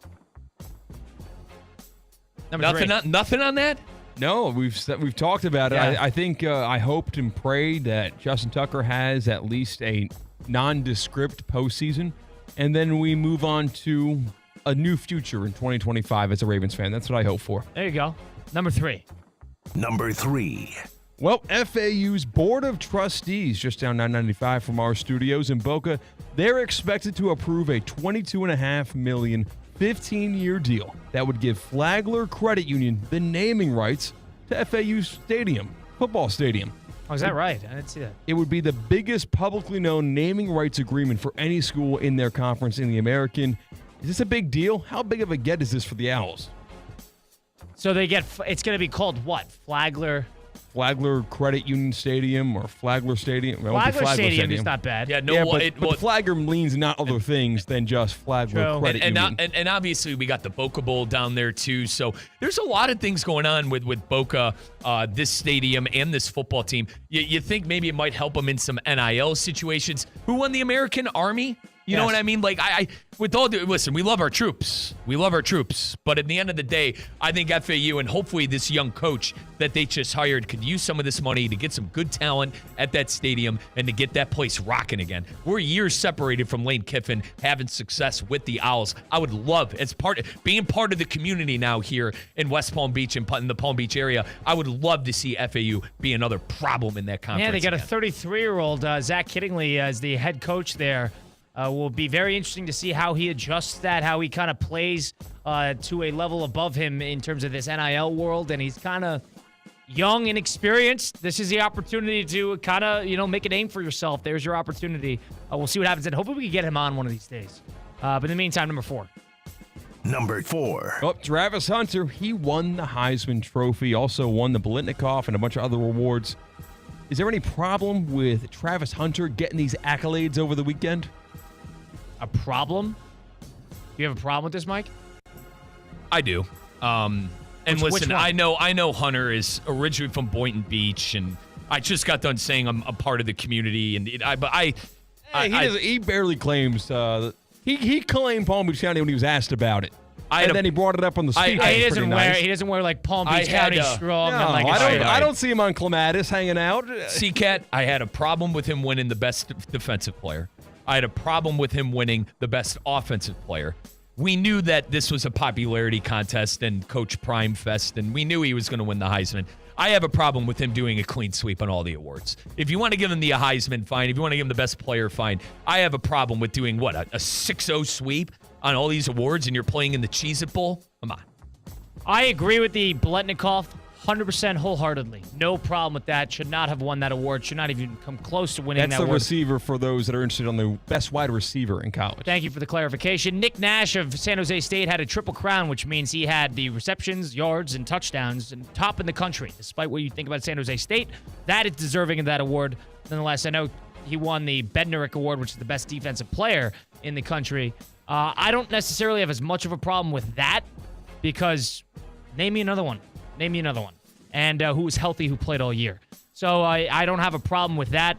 But in the terms of the Heisman, I mean, we all expected this. You can't say you're surprised. Yeah, What's good is it was as close as it's been since, I believe, 2009 in terms of voting. Yes, which is shocking that the gambling odds, were so heavily in the favor of Hunter, even though the votes were very close. Very, very close, because Ashton Jeanty had more first, second, or third place votes than Travis Hunter had.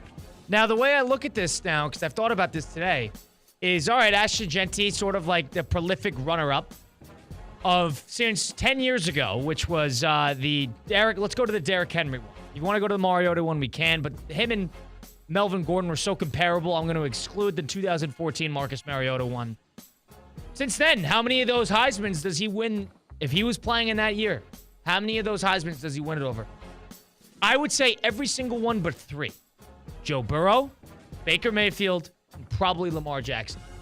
He wins it over Bryce Young. He wins it over Caleb Williams. He wins it over Jaden Daniels. Probably wins it over Devonta Smith. Derrick Henry goes without saying. You're talking about Melvin Gordon. No, I'm talking about Ashton Jeanty. Sorry. You stick to Ashton Jeanty. He's winning it over Kyler. We've had a weird string of kind of underwhelming Heisman seasons. He wins it over all of those guys. I think this is just a case of you fall into the shadow of a bigger season in the grand scope of things, and you get burned. You play in a different year, you probably have a better chance of winning the Heisman. And the Colorado narrative. I'll leave it at that. I honestly do think that is largely attributed to his Heisman. I'll leave it. I think it seriously is the spotlight that was put on that program. Is that why he's going number 1 overall? Yeah, we don't know that for sure. Colorado's the reason he's going number 1 overall. Is he going to be a top pro? He will go. Hold on. He will go number 1. Hold on. Colorado's such a big brand. Is that the reason he's going number 1 overall? Yes or no? We don't know if he's going number 1 overall. No, top 3. Top non-quarterback off the board. Is it Colorado? Yes or no, Mike? Listen, I see what you're trying to do. And what do you mean I see what I'm trying to do? I'm telling you that he's blatantly the best non-quarterback offensive quarterback. And listen, I understand that. I wonder if he'll be. Listen, if the scouts you can tell wonder me, all you want. Hang on. You can wonder all you want. He's going to be the top non-quarterback off the board. If the scouts who have been doing this in the NFL tell me that He is a top 3 pick. I would trust them over an average Joe like me, but I do wonder if he is going to be able to be elite at one specific position in the NFL. Draft is also not what you did, but what you can do in the future. So that's not a fair judgment on how his season was. It led them to what? Well, it's a testament to him as a player, which you guys think is overblown by the brand that he plays in. How about this? He's a founding father of the brand that he plays in. Colorado was not a brand before, 750 days ago? Colorado is still Colorado. Travis Hunter never sniffs that program. I don't agree with that. Not even a little bit. You should. It would be bigger. It would be matters more. Sure, it would be bigger than what it was. It would not even be close to what it is. Please. They win the same amount of games. Oh, my God. Now you're just displaying his impact on winning. So how is he so good to everybody else but you? How is he so good at both sides of the ball, where he's top 5 in ratings on both sides of the ball, and he's a Heisman winner off of thousands of votes, but he is should not be attributed to their winning? Make sense of this for me. Because he's not a quarterback. I think it's simple as that. And I think But he plays 2 positions, important positions, on that team. You're telling me that without Travis Hunter, that team still wins 9 games this year and comes within striking. Yes. God, you are lost. It's unbelievable. I understand the Colorado glasses. And you don't want to deal with Colorado, and it's trendy but to be over Colorado. Player matters to. Just look at gambling spreads. When one player is deemed out, it rarely, if ever, one player is not Travis Hunter. One play, and dude, I cannot believe I'm defending Colorado like this. One player is not Travis Hunter. You and I should both agree on that. Let me interject real quick. Name me the guys who were there. Dylan Gabriel, right? Shedeur Sanders, Cam Ward. Shedeur, what do you mean? Like, it was Cam Ward, it was Dylan Gabriel, and Gentry. Thank you. And I'm going to add Sanders to this because I think it adds to my opinion. I think those guys with Sanders more important to their team than Travis Hunter. Because if one of those guys are out, just talking about if one of those guys are out, it affects the game more than if Travis Hunter didn't play. So other than the what if that has no merit at all. Why?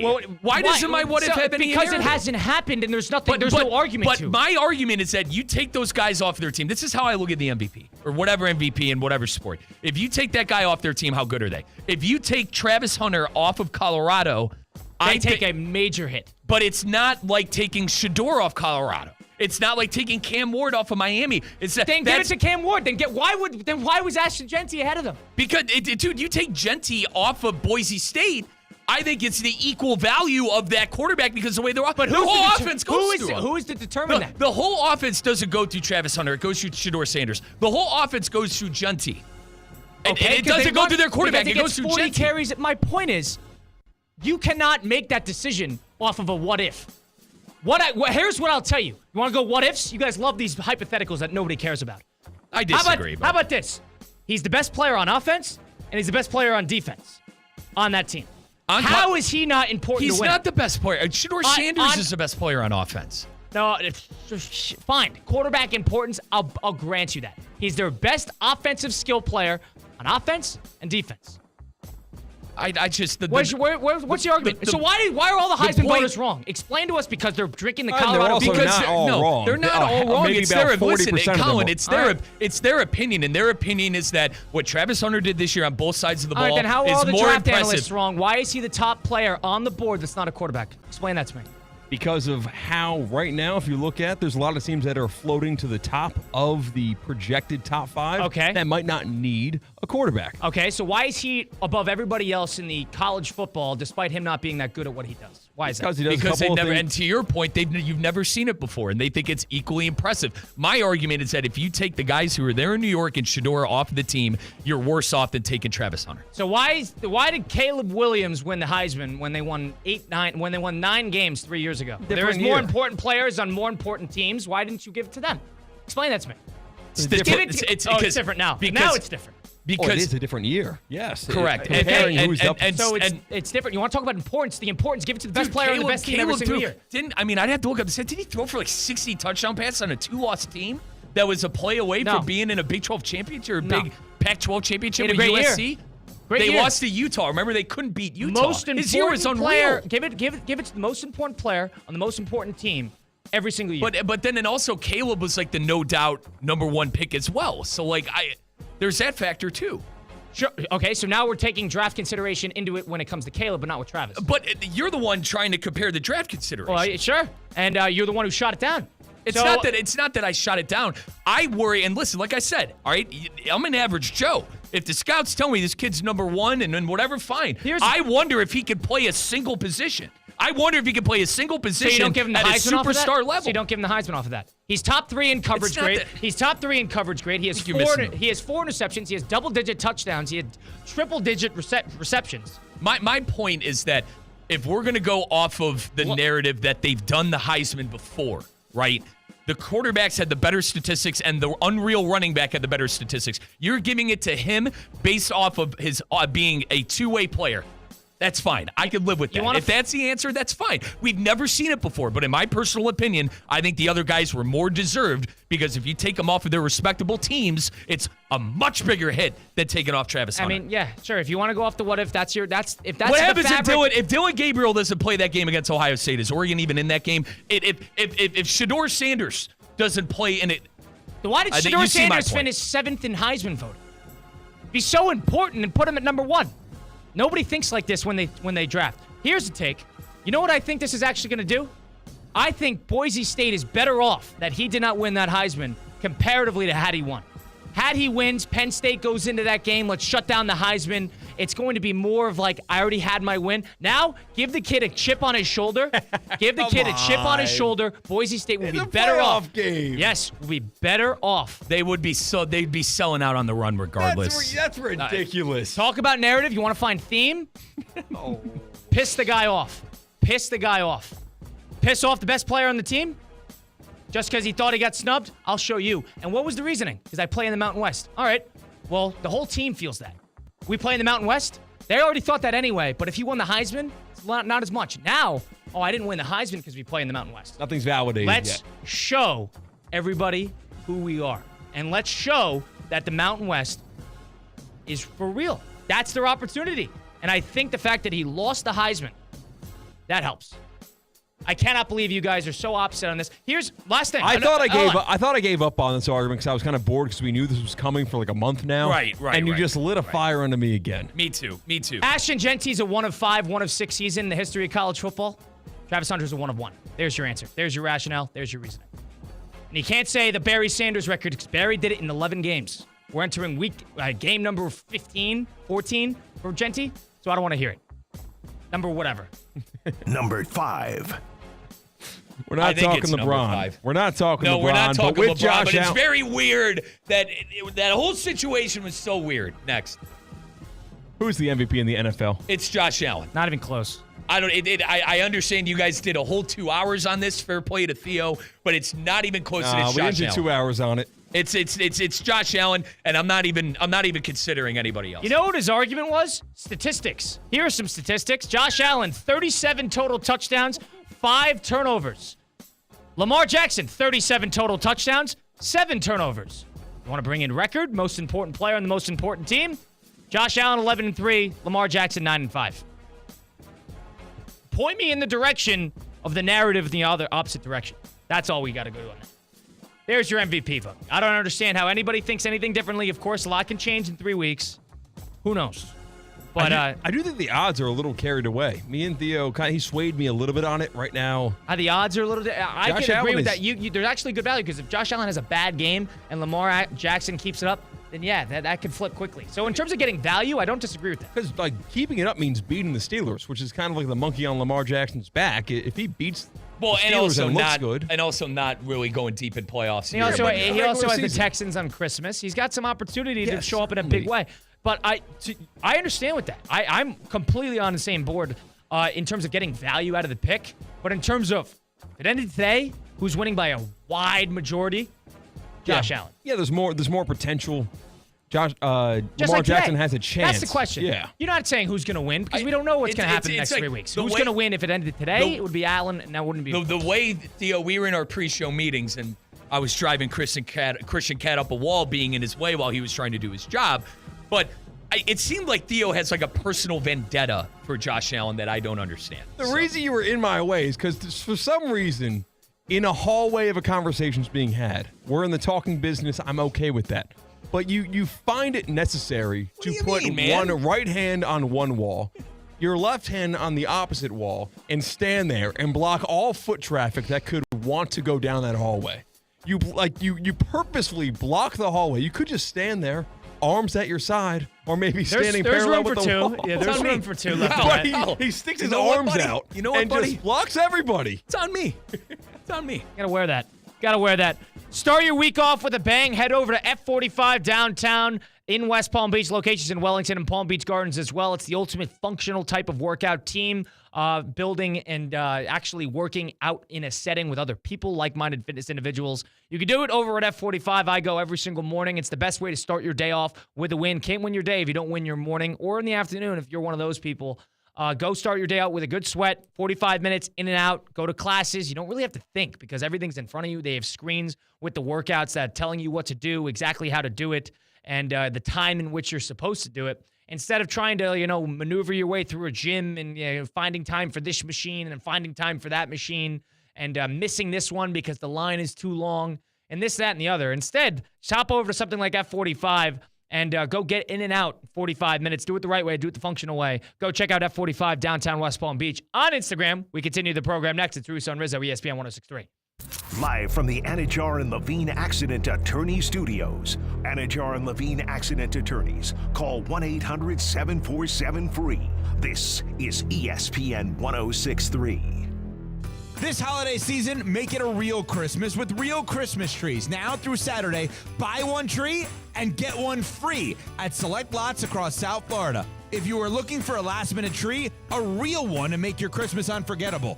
And if you already have one, double or even triple your holiday festivities. ChristmasTreeForFree.com to see where you can buy one Christmas tree and get one free. Now through Saturday at select lots in South Florida. Order for Jennifer C. Is this my double shot, double cream, double froth, double pump, double whip, double sleeve? Yeah. Can you handle that much caffeine? Did you know Discover automatically doubles all the cash back you've earned at the end of your first year? Oh, really? That's great. Seriously, did you know Discover automatically doubles all the cash back you've earned at the end of your first year? Yeah, you just said that. Did you say I just said that? Yeah, I'm cutting you off. I can't have any more? Why not? You earn, we match. Discover Cashback Match. See terms at discover.com/creditcard. Hey, if you've been in a car accident, truck accident, or suffered a slip and fall, my friends Mark Anajar and Glenn Levine at Anajar and Levine Accident Attorneys are here to fight for you. I know with Anajar and Levine, they have my back no matter what. They won't charge you unless you win. They work tirelessly to get you the maximum compensation that you deserve. They're the best in the business for a reason. Why settle for just any attorney? Demand Anajar and Levine. That's the Anajar and Levine difference. Don't waste any time getting back what you deserve today. All it takes, one phone call to take back control of your life. Don't wait. Call for your free consultation today. Call 1-800-747-FREE. That's 1-800-747-3733. It's important to have somebody to protect you when you most need it. Don't waste any time getting started with the top-of-the-line accident attorneys. 1-800-747-3733. Take back control of your life with Anajar and Levine. Hear that? The soothing sounds of a bubble bath. And if you were here, you'd smell a single cedar leaf candle. But you're not here. Because your self-care happens out on the road, riding your motorcycle protected by Progressive. So if you ride, get back on the road and enjoy 24/7 roadside assistance from Progressive, America's #1 motorcycle insurer. And then take a shower, because it's fast, like your motorcycle. Progressive Casualty Insurance Company and affiliates. Roadside assistance may require comprehensive coverage, not available in all states. Finished with holiday decorations and need affordable gifts for everyone? Advanced Discount South Florida Fair tickets are filled with fun and make great gifts.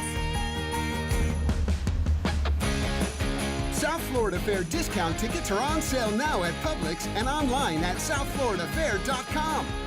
Fair opens January 17th in West Palm Beach.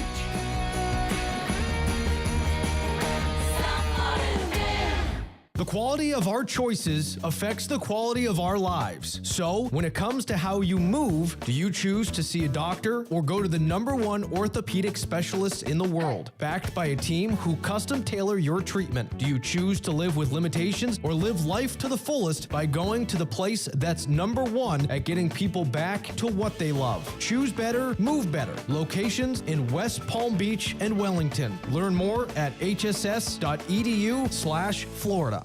Improve your golf game fast at the all-new Kaiser University Golf Coaching Center. The Kaiser University Golf Coaching Center has the facilities, tools, and coaching you need. Enjoy the best facilities in the area with an expansive chipping and putting area, practice bunkers, a huge putting green, plus a 2,000 square foot indoor training area with 3 hitting bays, cutting-edge analysis technology, and more. The Kaiser University Golf Coaching Center in the heart of Palm Beach County off I-95 and the Turnpike. Find out more at kaisergolfcenter.com. Good Greek moving and storage.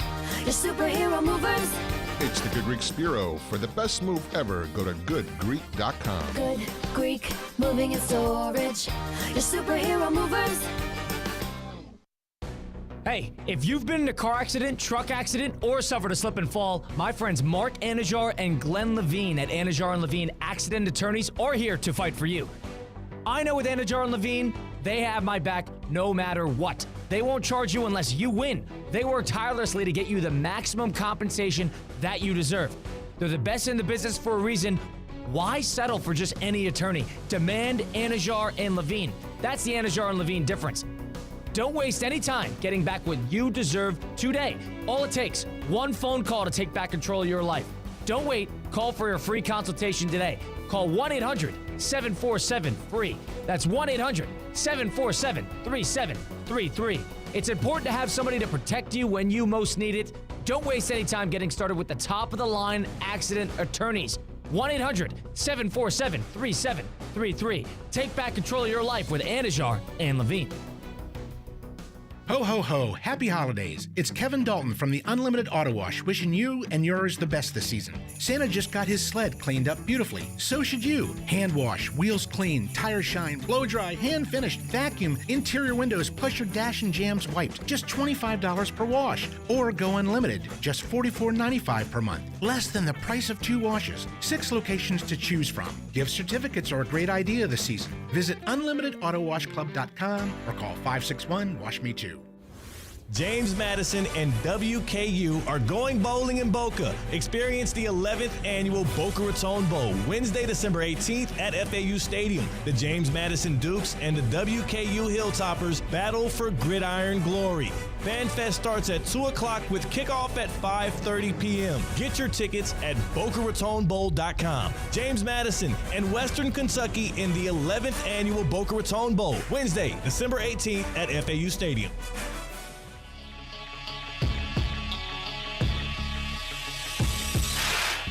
Let's get back to the Anajar and Levine Accident Attorney Studios. This is Russo and Rizzo on ESPN 106.3. Bowl season is here on Russo and Rizzo on ESPN 106.3. Colin Russo, Mike Rizzo, Christian Cat helping us out at the City Place Studios in downtown West Palm Beach. You heard it. You're going to be hearing all the bowl games throughout the week, especially this weekend with the college football playoff coming up. But more importantly, we're going to be live on site. It's going to be the Boca Bowl coming up this Wednesday. And folks, you can get your tickets by going to BocaRatonBowl.com/tickets. That is BocaRatonBowl.com/tickets. It is no longer, get your pre-sale sign up, get this and that, folks. It is game week, and we are ready to go as a team right here at Good Karma Brands and ESPN West Palm and our good friends over at ESPN Disney. Get your tickets now, BocaRatonBowl.com/tickets. Colin and I are going to be running the Fan Zone from 2 to 5. Looking forward to seeing you guys there, and we're going to be live on the radio from 2 to 5. So looking forward to seeing all of you at one of the best bowls in the country in beautiful Boca Raton, Florida. That is the Boca Raton Bowl. Get your tickets now, BocaRatonBowl.com/tickets. Who are you rooting for?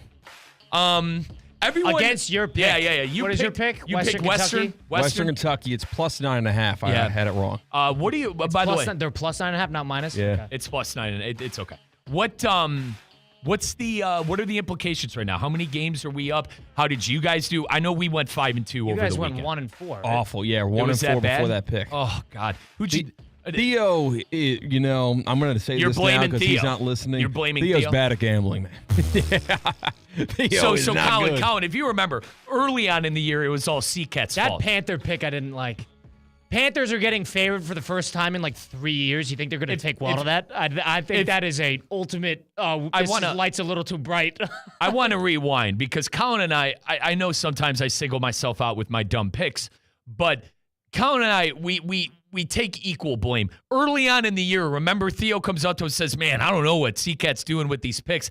And now Seacat's going, man, I don't know what Theo's doing with these picks.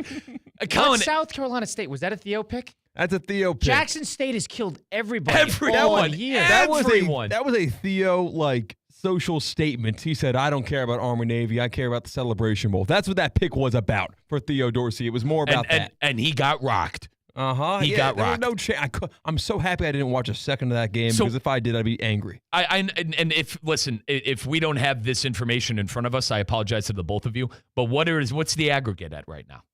How many? If you guys are 1-4, that means you're going to be 54 and 48 at the moment. And since we are, I think 5-2. We're 5-2 on the week. We are 60 and 44. So we went into that down by 2 games, and now you're down by 3 games, but with 1 to play. Yeah. So we have 3 more wins, but you need to determine whether you're going to get a win or loss in the next one. Mm-hmm. So it could be 5. It could be. So whatever. we're +3 right now on picks. That's not the deficit. We're +4. +4. Okay, I was about to say. All right. So we're waiting to see what happens on Wednesday in the Boca Bowl. How many games you guys want to pick when we get into playoff team? You want to do playoffs? Because all of a sudden, what if we start picking the same teams? I said at the There's end. only so many games. Right. I said at the end of the NFL season, but you guys are down, so I don't want it to make it seem like say, I'm just trying to be like all of a sudden, if the Lions are playing in a big game, there's only 4 games, and all of a sudden, do you want to decide who gets to pick what game, and we have to pick it against the spread? How it normally works is whoever is on top has to pick first, so that kind of just forces us to pick the other side. Is that the right way to do it? I think. How about this? If there's a way to do it, here's an option. We flip a coin. One side gets the AFC, and the other side gets the NFC. Do it up until. So we just won't pick the same games ever. Won't pick the same games. All right, we'll see. Gives you both sides. It's just an option. We'll leave it to you guys since right now you're down on the aggregate. Because we'll have a lot of options to choose from games wise for the bowls. These next couple of weeks will matter. And handicapping bowl games is tough. There's no science to it. And also, I want nothing to do with that. Neither do I. It's damn near impossible, and you don't even know if half these kids are going to play. But if you got an edge college on football something. playoff would make sense. But maybe we'll play that by ear. How we're going to do the punchline picks. Punchline picks, of course. So we're ahead on our record according to our preliminary elementary math that we just put together there. But punchline picks, the loser will be getting on the mic, getting on stage, doing a little stand-up routine as we close out the football season. We are ahead by 5 at the moment. We've had a good year. Both of us really have had a good year in terms of selecting teams and games against the spread.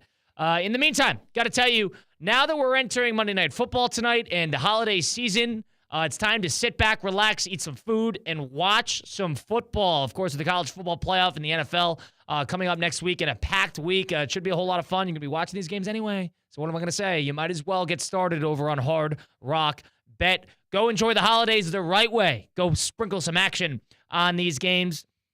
Even if you don't like to bet a ton of money per game, put as little as $1 into a parlay. Increase your odds. Get more value out of it. Even if you're not sure what to bet, you could see popular trending parlays that are built by other users that you could follow and bet in just a few taps over on the Discover page on the Hard Rock Bet app. The app's perfect. It's got the sophistication that the experienced player is looking for in their sports book. But on the flip side of things, it's simple enough where the newer player can kind of get acclimated quickly. I know I was a newer player, and it took me no more than 10 minutes to figure out that whole app. December, huge month for sports, college basketball, NBA, college football playoff, NFL. You might as well sprinkle some action on it. Go do it on Hard Rock Bet. Try it now. Get up to $100 back in bonus bets if your first bet does not hit. First bet can be a parlay, can be a prop, can be the over, whatever you like to bet in a game you choose. You either win your first bet or get the same amount you bet back as a bonus bet offered by the Seminole Tribe of Florida. Must be 21 plus and physically present in front of the wager. Terms and conditions apply. Concerned about gambling? Call 1-888-ADMIT-IT. Boca Bowl coming up this Wednesday. Might be a rain shower in that one. Am I allowed to say that? Everybody's been talking about bad mojo. Gotta stop. Everybody's been talking about so I mentioned, because of course we're going to be live on the Boca Bowl, and who wants to go to a bowl game that's raining? And, well, go buy tickets. Get your tickets now by going to BocaRatonBowl.com/tickets. That is BocaRatonBowl.com/tickets. I'm Mike Rizzo. I'm going to be running the fan zone, so make sure you stop by and see me. We got a great matchup, CCAP, between JMU and Western Kentucky. It's going to be fun. It's going to be a lot of fun. We got a mosh posh of radio show from 2 to 5. Yeah, and I Russo heard Rizzo on the air, Theo on the air, Chris Carlin will join us. Evan Cohen's going to join us. It's going to be a lot of fun, folks. Who's who? Listen, yeah, looking forward to seeing everybody there. I'm not saying we're looking. Listen, I cannot wait. Folks, thank you to everybody who listened to Boca Bowl Weekly. CCAT, I know you ran that show in the past. You know how much fun it is to have that show. Every Wednesday, I did Boca Bowl Weekly. We went over the big college football news and notes. We talked about the Boca Bowl, had a lot of guests on. I've really had a fantastic time with the Boca Raton Bowl. Time for us to shift on. Let's make some Monday Night Football picks presented by Hard Rock Bet.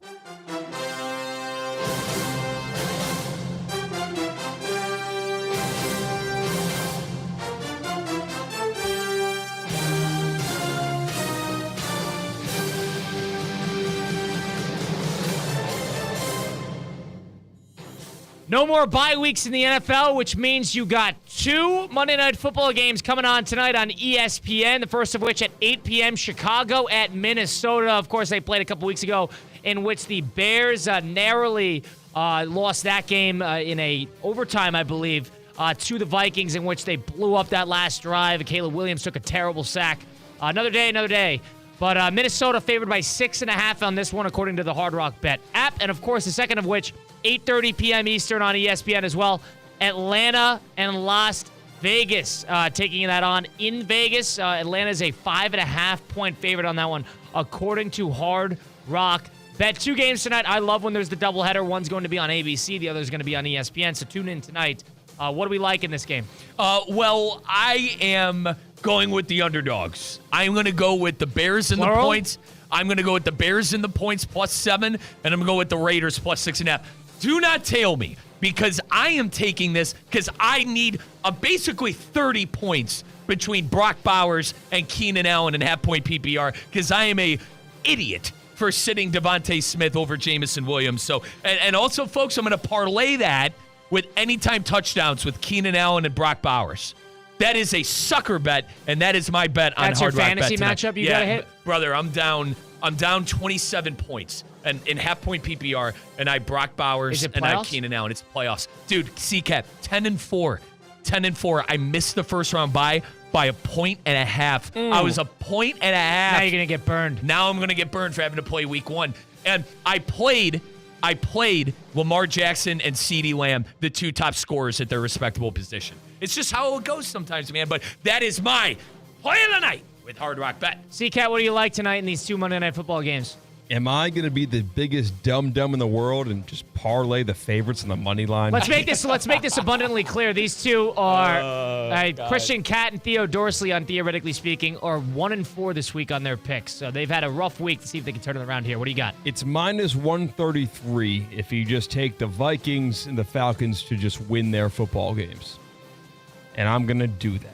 Wow. I'm going to swallow the big. You're tapping out. And putting U.S. currency on the Bears to win football games, that seems just like a dumb move to do. So you got to pick the Vikings.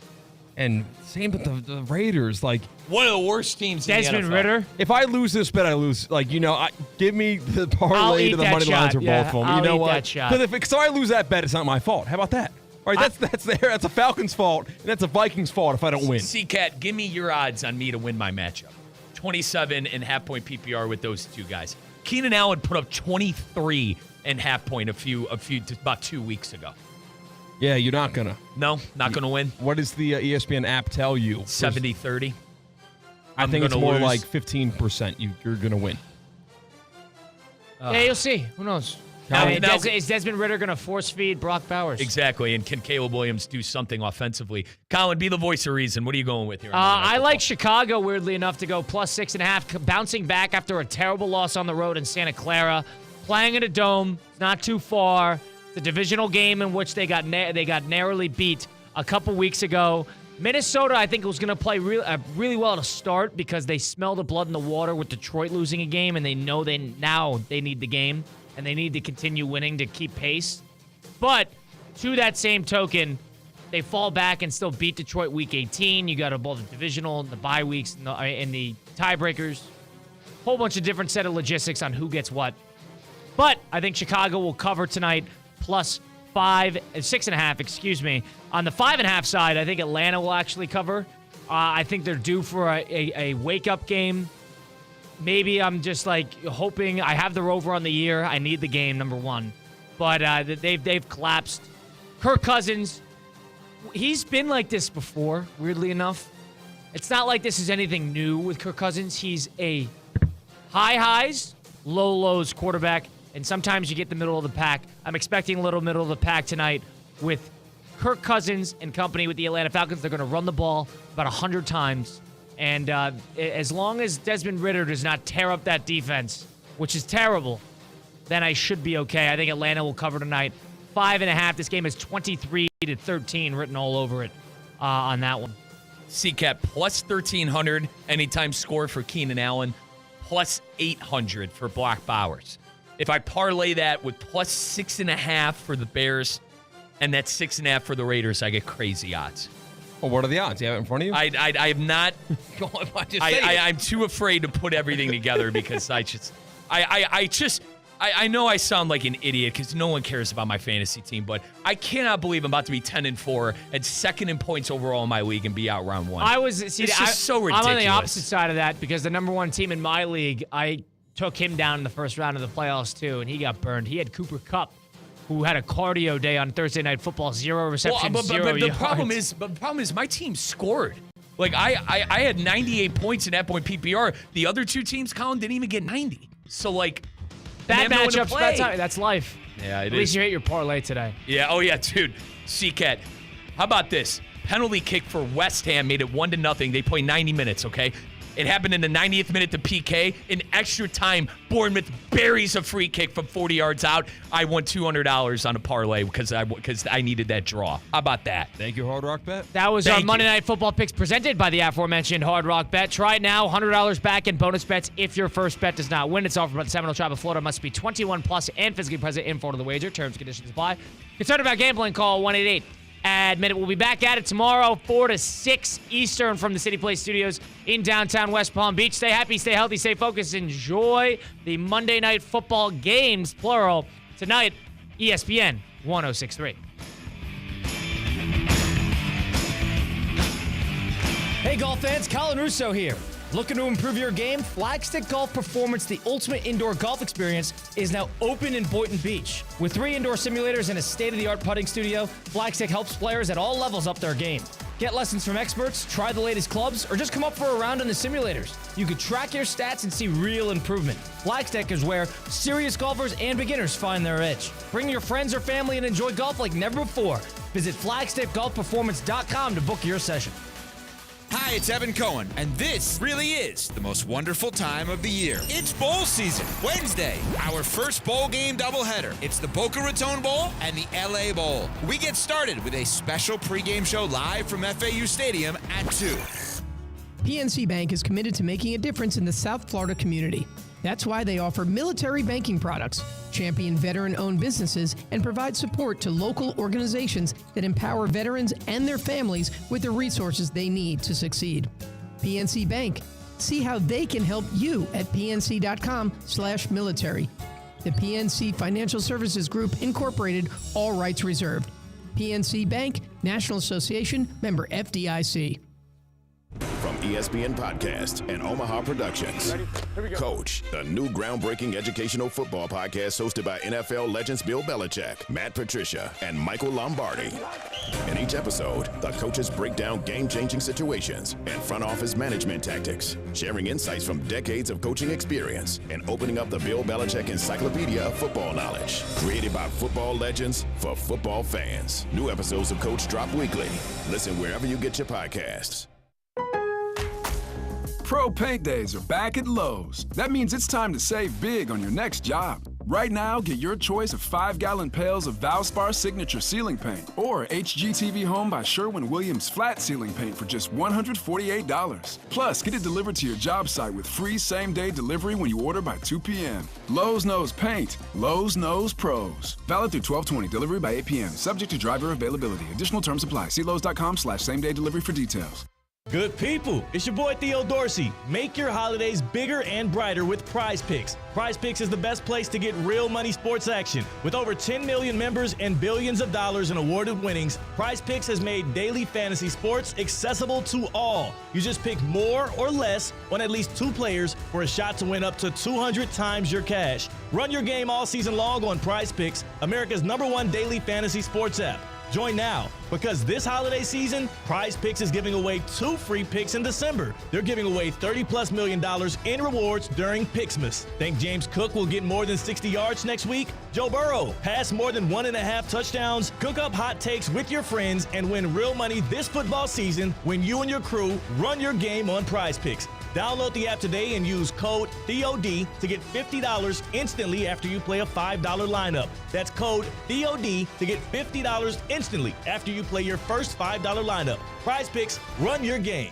Does your business leave a lasting impression? Attractive, eye-catching signs help you stand out from the crowd and create a strong brand identity. Our team at Signorama West Palm are experts in helping your business get noticed and get effective signage in front of your potential customers. Our team can turn your blank windows or plain vehicles into money-making branding machines by drawing customers' attention to your business. So if you're looking to leave that lasting impression, call us 561-687-7993 or visit SignoramawPB.com. Good Greek moving and storage. Your superhero movers.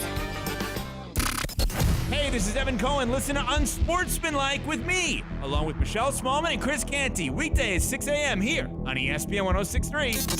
Anna Jar and Levine. Call 1-800-747-FREE. That's 1-800-747-3733. ESPN 106.3. WUUB Jupiter, a Good Karma Brands radio station.